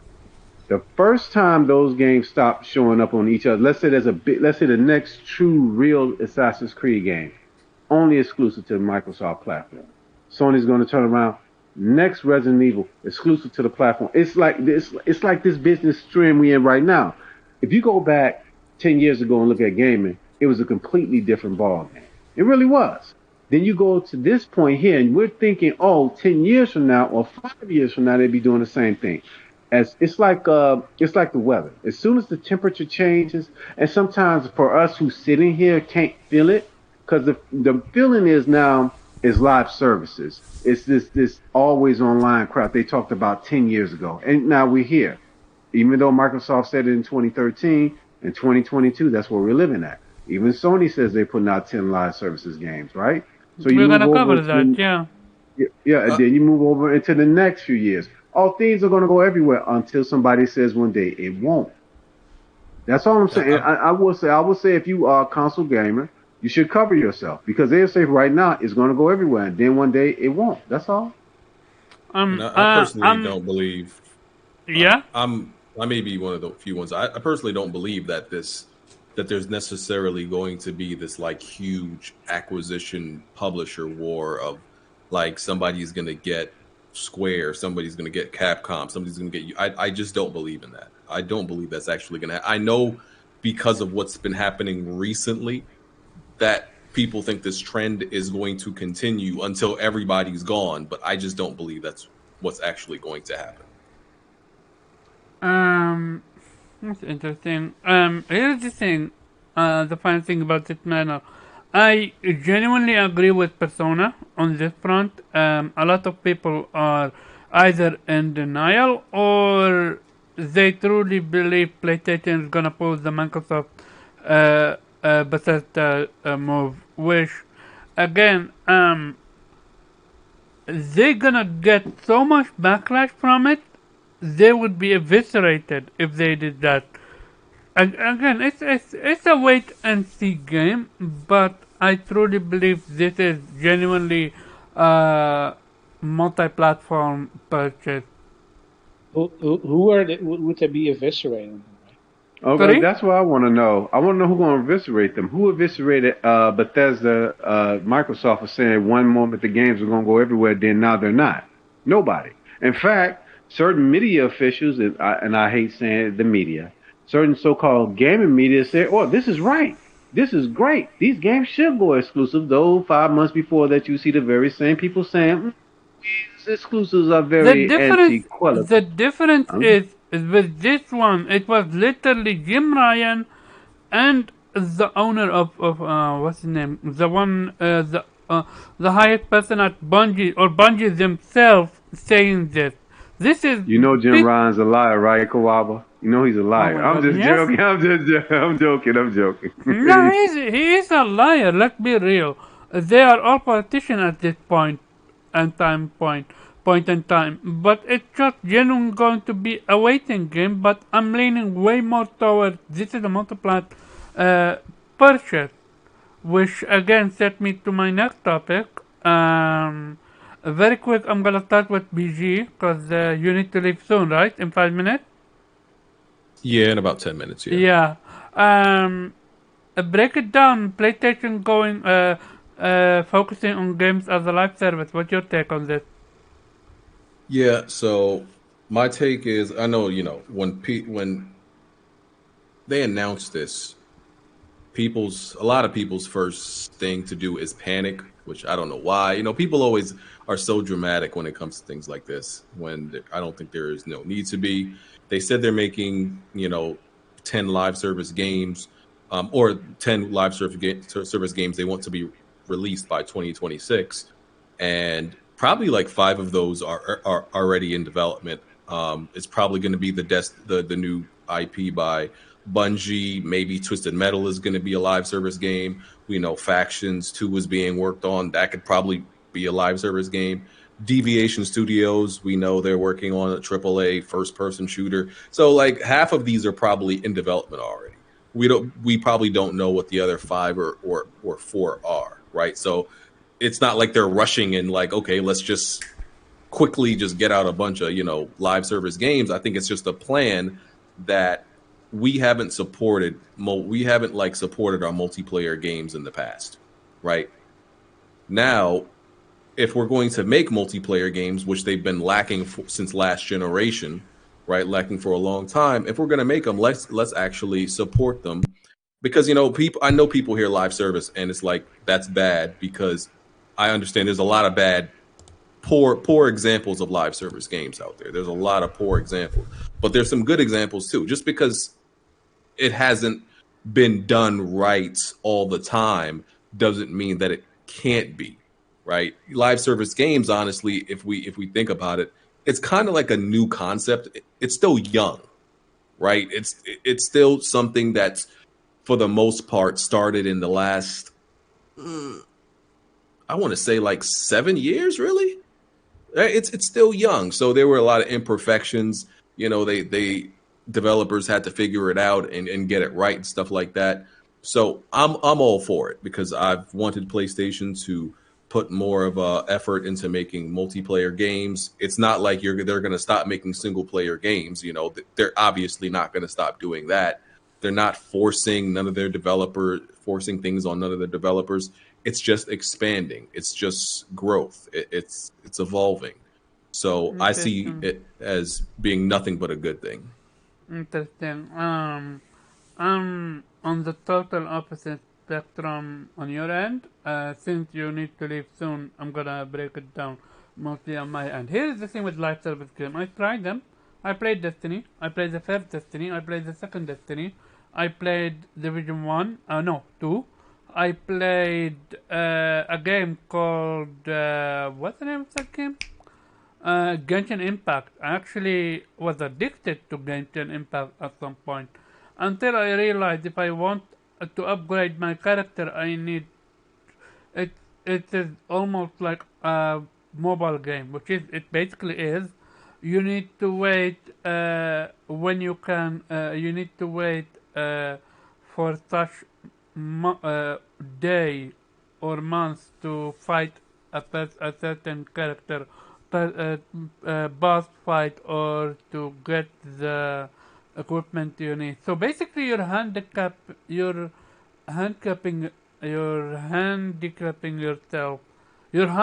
yourself, and I'm not a fan of it. Like, here's the thing. I truly feel this is not per se the beginning to the end, but more likely, this is a panic mode situation because, let's be real, game as a live service game bring way more money than a $60 game. Correct or no? Am I wrong on that front? Yeah, You're over right. time, yeah, it will. Yeah. Yeah. So when PlayStation gonna see that, they're gonna think for themselves, why should we bother with putting out amazing single player games when we can put out these games that are games as a live service? Like, to start with 10 games already, like, that's concerning, but that's also like PlayStation have seen what other companies are getting money from, and they're like, we need some of that cash. Like, if it stops at that, I'm good. But if we have if we have, for example, here's the thing that can be happening behind the scene. Sucker Punch want to make a next Infamous, but PlayStation can be like, no, make a Ghost of Tsushima instead too, and make it a game of the live service. Like, it could be Which would that be shit. terrible. And But that That we would have be terrible. but we That'd be have terrible. no reason to believe anything like that. Like I don't know why people think they're just going to stop making single player games. That there's no inclination. There's nothing that points to that at all. because You know why? we actually see Go it ahead. with other companies though. They're Yeah. forcing games on live service in their every single game. Look at Ubisoft. Look at EA. Yeah. I Look don't at think you can Activision. compare them. I don't Look- think Well, you can okay. compare them. Can I say something, bro? Okay, check it out. Assassin's Creed, right? Valhalla sold a shit ton of games, right? Even the other two before it sold a lot, right? We don't really want to think we're going to do that too much more. We want to do something called Assassin's Creed Infinite, right? So what they're going to do is make one game and constantly put trash on top of trash. Now, listen, I'm not saying there are no good live service games, right? But I'm gonna tell you something as a PlayStation fan.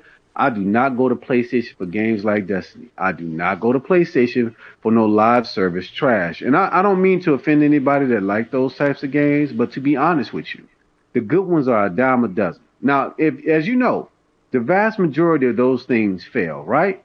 Cliffy B had one. Ubisoft had one. They actually got another one. I think you can consider Rainbow Six Siege a live service game, which is It successful. is.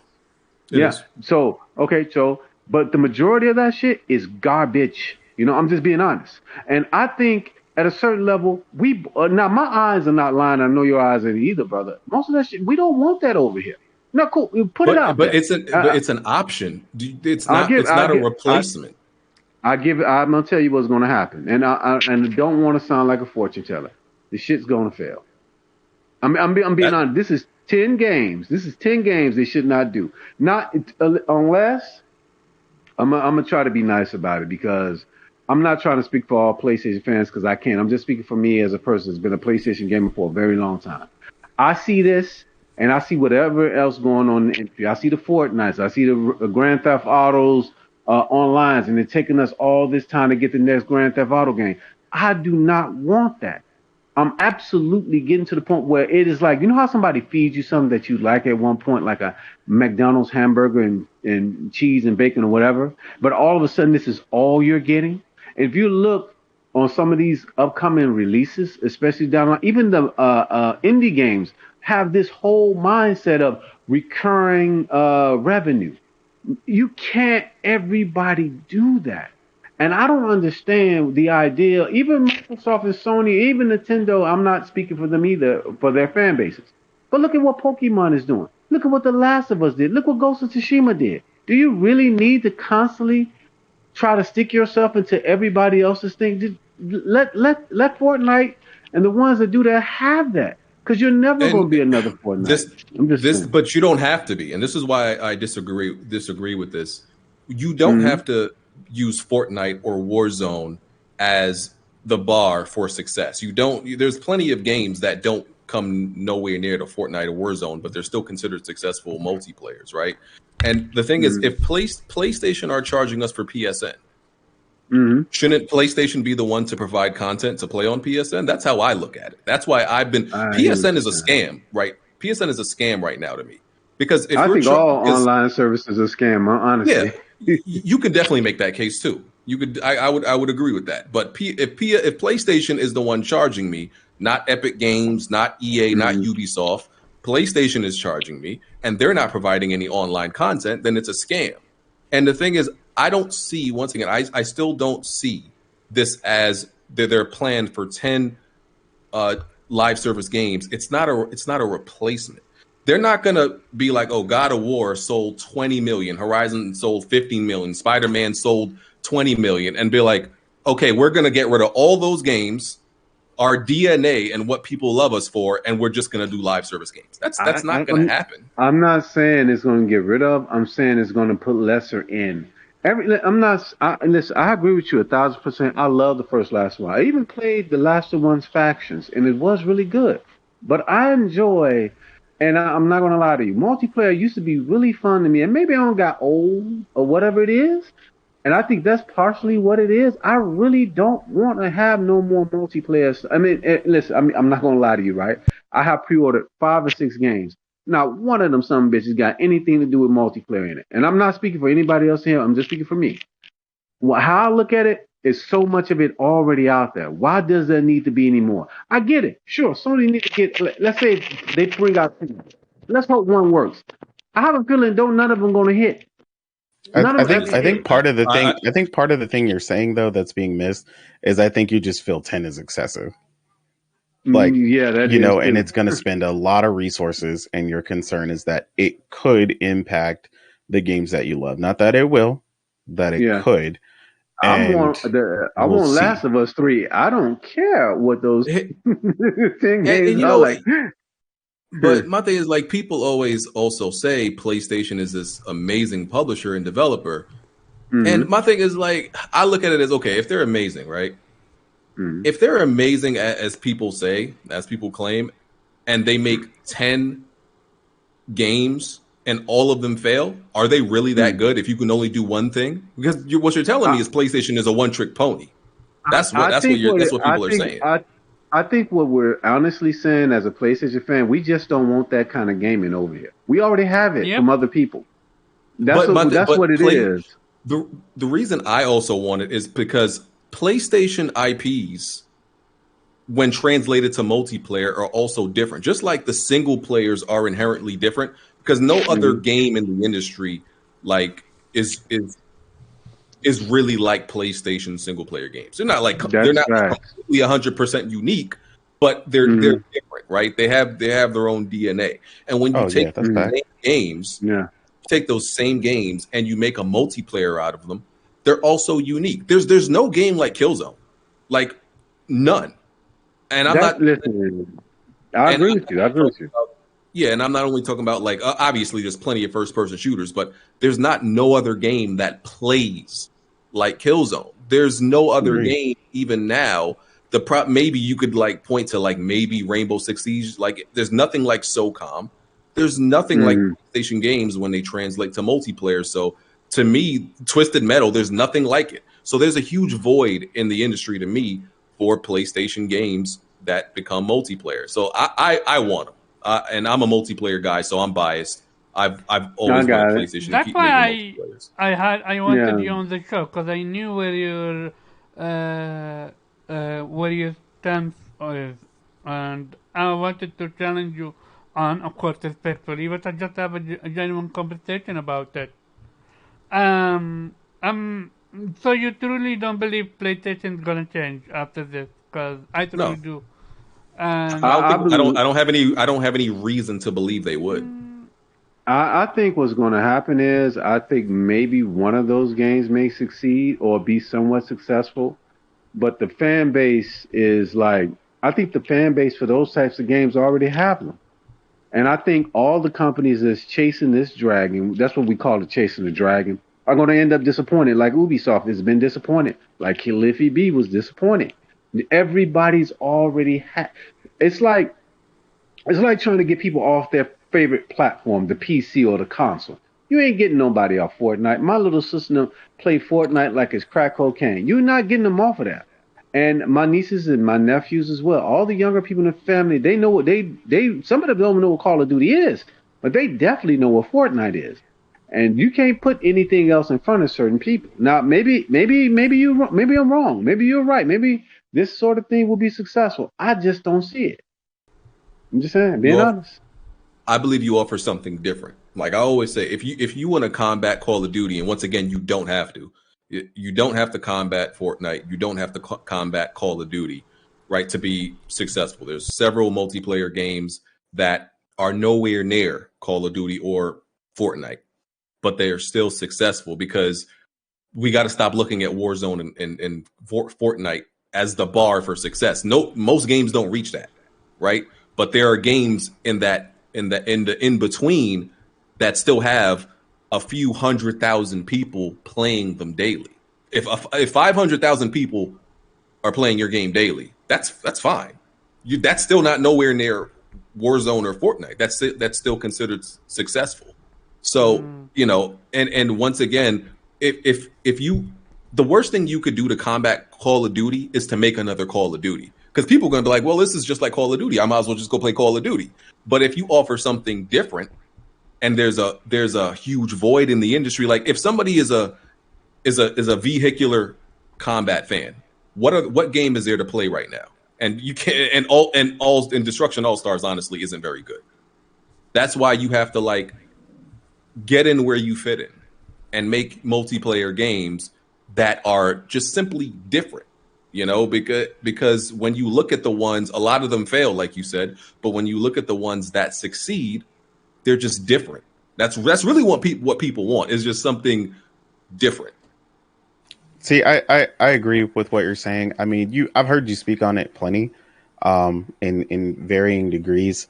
Personally, I'm like half and half in between, because I think one will hit the way that you think it will, the way that you want it to. And I've said this for a while with a lot of people, and this is what you're ultimately mentioning. is people want the God of War 2018 of a multiplayer game from PlayStation, and they're hoping that one of these 10 will finally be that. Whether or not it happens, I mean, we obviously got to wait and see. The same way we got to wait and see what Microsoft is going to do with all this shit by 2028 that they keep buying. So I mean, I'm not completely opposed to it because I mean, there is a right way to do a gas game, and it doesn't all have to be competitive. Because I mean, I'm gonna tell you the truth. I saw you and Slow Mo and all y'all going ape shit over Rogue Company, and that shit is nowhere on my timeline anymore. So, like, it comes and it goes, and that was really fun. Like, I had tons of people even hit me up, like, "Yo, we should play this," and I was like, "Nah," because I'm not like Modern Warfare 2 and 3 and like Black Ops 1 was really all that really got me going on multiplayer, like comp wise.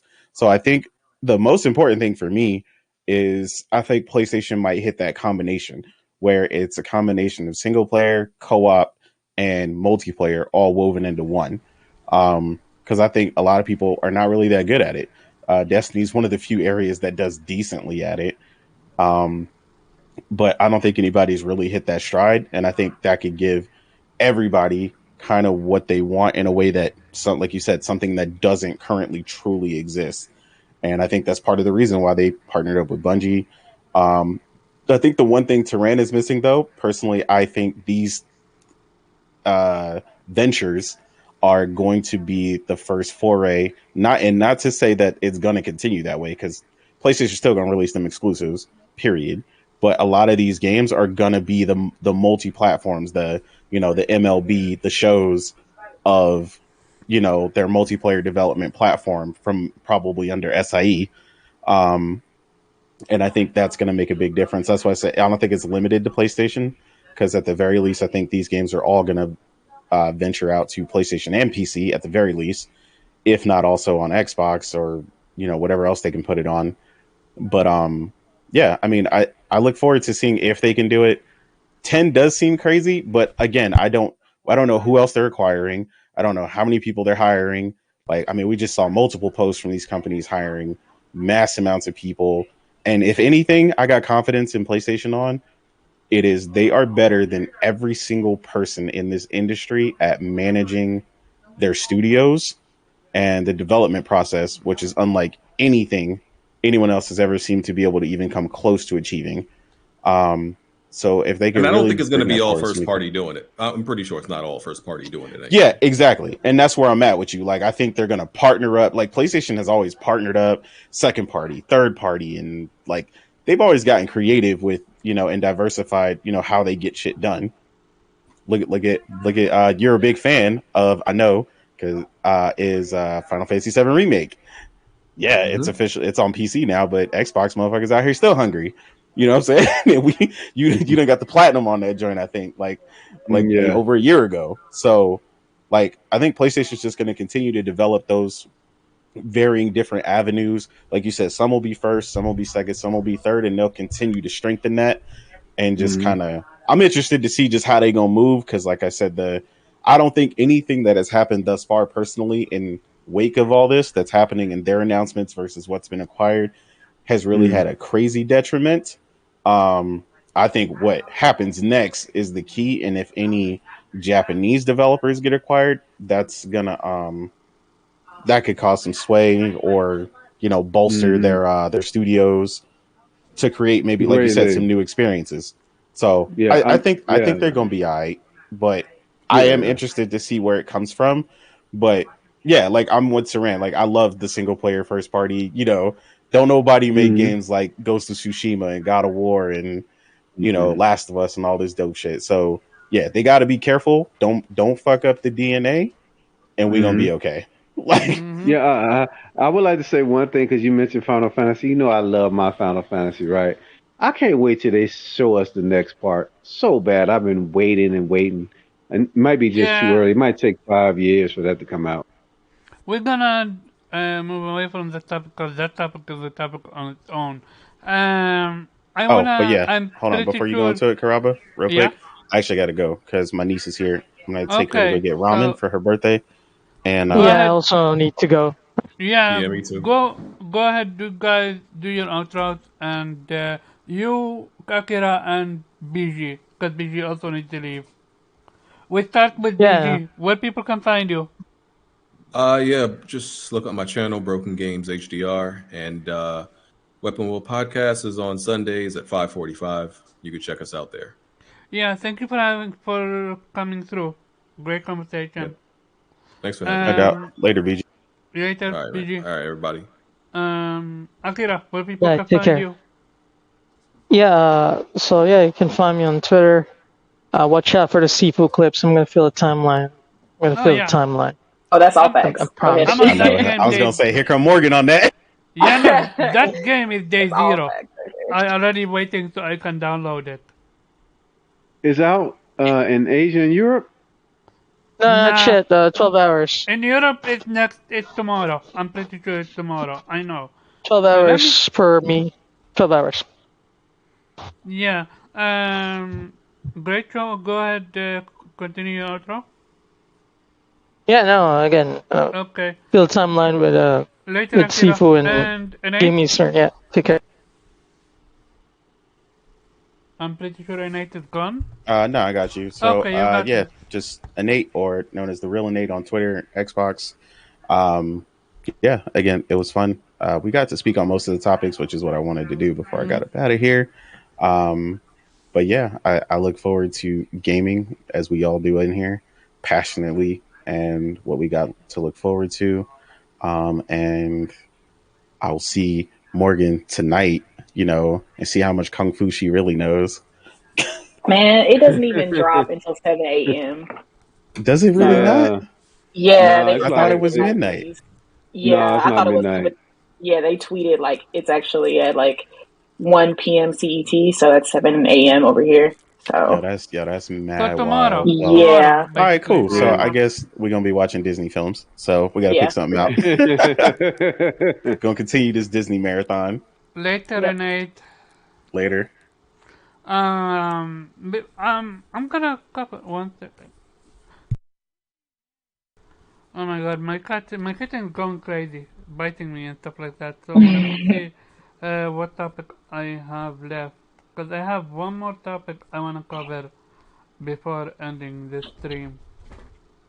And again, I wanna apologize to everyone for my laptop not doing what it's supposed to do, which is work. Apparently, that's very hard to do these days. So yeah, so Bungie is done, Ghostwire Preparation PlayStation got, who did we not have his opinion on Gas PlayStation? I think we had needed Kay and Morgan. Go ahead, Kay. What's your take on this whole game as a life situation? Are you doom and gloom, or are you wait and see, or you don't, or you think we're gonna be okay? Gonna say wait and see, but maybe err on the side of caution. Just to watch and see how things go. Because corporations, they get greedy. So, but They at the absolutely same do. time, PlayStation knows that it's their exclusives that have brought them up to where they are today. So, I as long mean, as they keep, because that's why I'm PlayStation, because I love their single player, exclusives. So as long as, they keep giving us those, and if the games of service is just them expanding, then I'm fine with that. yeah, this is a disaster when come to how it is. Like, yeah, I'm with you. I genuinely am with you on that front, but yeah, I genuinely fear for the worst. But that's just me because I already got banned with Pay for Online. I truly never believed PlayStation would follow with Microsoft after Microsoft, but they did, and then I'm genuinely not waiting on PlayStation putting the game day and date on PC. So I stand correct on everything that I've called out PlayStation for doing. Cause again, PlayStation have a habit of following what quote unquote the trend is. what other companies are doing. And at some point, yeah, if the company is making more money, which apparently even it's not, PlayStation is number one in revenue apparently. So how can they be number one when again? Yeah, I'm rambling. Do we leave? We lost a lot of people. Oh yeah, Tehran left and Ghost left. Oh my god, I need to talk to Yeah, both of Toronto probably be back. It's probably the internet again. them. They I said thought Toronto that probably be over. back. I'm gonna talk to both because we had a short finish. I'm pretty sure both of them are busy, but still, I'm gonna talk. And even Rashid left, I need to genuinely have a conversation. And with that being said, We the final barely hear. topic Hey, is I didn't get my shot, dude. the final topic we're gonna talk about is Google. Two things. One, Phil Spencer got exposed again, shocker. Because remember when he gave that speech that he trusts PlayStation not to destroy the industry, and because they are now in competition with Google and stuff like that. hmm Well, turns out Google is getting out of the gaming industry. Okay, but can I give my take on the glass thing Go first? ahead. Oh, okay. Yeah, I'm not about the doom and gloom as you are, Omar, but we already talked about that. Um, I'm not, of course, I don't give a flying fuck about GOS games. I'm not playing them. I will probably never play them. Same. I rather that Sony would focus their attention on other things, but you can also look at it as they're gonna venture in that, and maybe the most likely the Bungie acquisition is part of that strategy. So if they're gonna do this, and rather it's not maybe a question of if, but rather they're gonna do this because everyone's gonna jump on GOS sooner or later. Yeah, then I'd rather them buying a studio like Bungie or partnering with external studios than them forcing their own first party studios to make a GOS game. And I don't see that really happening. I maybe they're gonna make certain monetization targets for multiplayer games, but I don't see them forcing a company like Naughty Dog or Santa Monica or Guerrilla to make a GOS game just because that's what they want to make. They're gonna let them do their thing, and if they say, okay, we want to make a multiplayer game, they're probably gonna say, okay, look, okay, then make sure that we can monetize that. I mean, Faction has microtransactions. Probably the sequel will as well. So it's not necessarily that that PlayStation is a stranger to this. It's just that it didn't really have anything that hit off the way a Destiny did or Call of Duty did.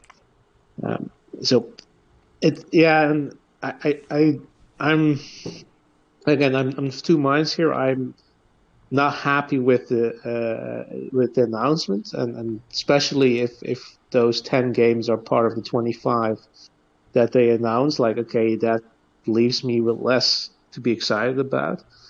But I don't think that necessarily means that PlayStation is going full overboard and turning into a next EA or Ubisoft. I think they know what their studios are capable of, what they're specialized in. They know that if they want to keep those people, because that's also an important thing, right? The reason why they spend $1 billion to retain employees of Bungie, right?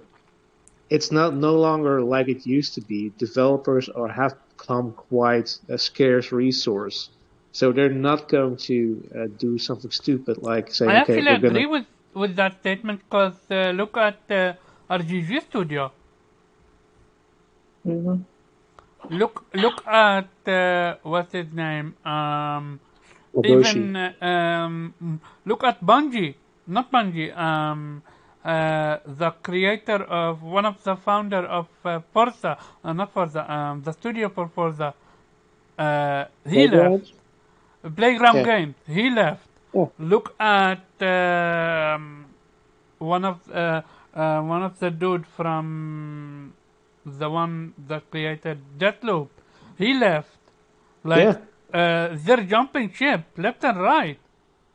Yeah, and it's not just about jumping ship, it's also, they have the opportunity now, right? I mean, these people, if they want to start their own studio, there will be investors who are going to spend money. I mean, Sony will pull their wallet, right? So it's no longer like they used to be that they can just exploit these developers and pay them next to nothing, and they can't complain and have to do whatever they're told to do. If they don't agree with it, they're just going to move to another studio or open their own and make the games they want to make. So you can't really force a developer or force developers to make something they don't want to make anymore. The only thing that's moving against that trend is the consolidation. Because there was a video of I think Adam Conover on Twitter where Destin, Xbox fanboy, a professional Phil Spencer, stalker or whatever he is. That dude was immediately jumping on that, saying, "Oh no, he doesn't know what he's talking about." But he kind of did, because like this is sort of the danger of if Microsoft actually manages to gain a monopoly, and that's sort of the danger of Microsoft is, they have the money to sell or buy these publishers and essentially sell games at a loss by putting them into Game Pass, because they can keep on doing it until the competitors can no longer compete. And then you get if you get consolidation in that regard, then then employees don't really have a choice. Then either they have to do whatever the fuck their overlords want, or they have to leave the industry. Which is also a thing that has happened with developers, that some have been so disappointed they left the industry. But as long as we're not there, I don't see any, or at least I see a counter force there, that you cannot really force developers to, make what you want them to make, or make them do something they don't want to do. So I think there's certain, and even let's say we'll be moving in the future where we only have GOG skins, because that's also a thing you have to consider. Of course, is this is our generation talking, but new gamers they only know Fortnite, right? So they grew up with an entirely different idea of what games are supposed to be. So that's if they're going to focus on those people, of course, they're going to focus on different kind of games. But then again, there is still a market. We're not going to die tomorrow, right? We might not be the young gamers, but we're still a market, and we have money. That's also an important thing. We don't have to beg our parents to buy our games for us. So, and we are at the moment the I think the mean age of gamers is like 30 or something. So we're kind of in that target demographic. So for the future, they probably want to focus on GOS for the new gamers, but they still need us. They still need to please us. And at least for me, the older I get, and the more I'm interested in quality experience, and especially for me, narrative is very important. So I want to have games that are well written. I can't sit with poorly written games, because I feel you. time is Like more your important than time, money. is way more valuable than. Yeah, exactly. Time is way more valuable than money at this point. And the thing is, suppose Sony would say, okay, we're not going to do any single player game anymore. Suppose everybody's going to do that. You know what's going to happen? People still want to play single player games. So another party is going to pop up, say, hey, we're going to bring a console, and we're gonna dedicate ourselves to single player games. So as long as people want it, they're gonna make those games. So I'm not that worried about Sony going to go to the dark side immediately. But yeah, look, we should pay attention to it, and definitely if they're gonna do shit like jump onto NFTs, right? Call it out, because we've That's a seen now totally that different ball game, NFT. no, well, it is in the same vein, because that's also Microsoft's strategy, right? They bought Activision for the metaverse, and the metaverse is the entire idea that they can essentially own everything and control everything you do, right? It's as I just would describe it, they don't want to own store, they want to own the mall. They want to that's Facebook's strategy, right? They want to be able to influence your behavior in every possible way, so that essentially you're looped into their world, right? And that's where NFTs come in, because that's going to be the products, right? The economy of that metaverse. And that's also where, despite the fact that Phil Spencer said he's not going to go into NFTs. I mean, if he's going to go into the metaverse, he's going to go into NFTs at some point. So that I'm not buying that bullshit. But this is something Yeah. that we should resist. That's something we should call out. So, and we've seen that some. Now, I'm not saying that there's a guarantee it's gonna help, but we've seen companies, crawl back and apologize for trying to push NFTs down our throat. So at least there's a chance it might help. So that's what we should be cautious about. Okay, gotcha.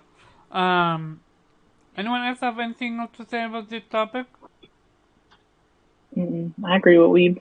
Yeah. Yeah, I agree so too. I am truly the only one with doom and gloom. Well, me and Tehran, in a sense. It's okay, Omar. Because here is the thing. At the very end, I have seen what's happening with the industry. Like, Tehran called it. Assassin's Creed. What the fuck happened to that game, dude? The passion, the people who made Assassin's Creed, Assassin's Creed left. That's what happened, and people took that IP and they saw the popularity and they milked the hell out of it. That's what happened, unfortunately. Again, Assassin's Creed should have ended after 3.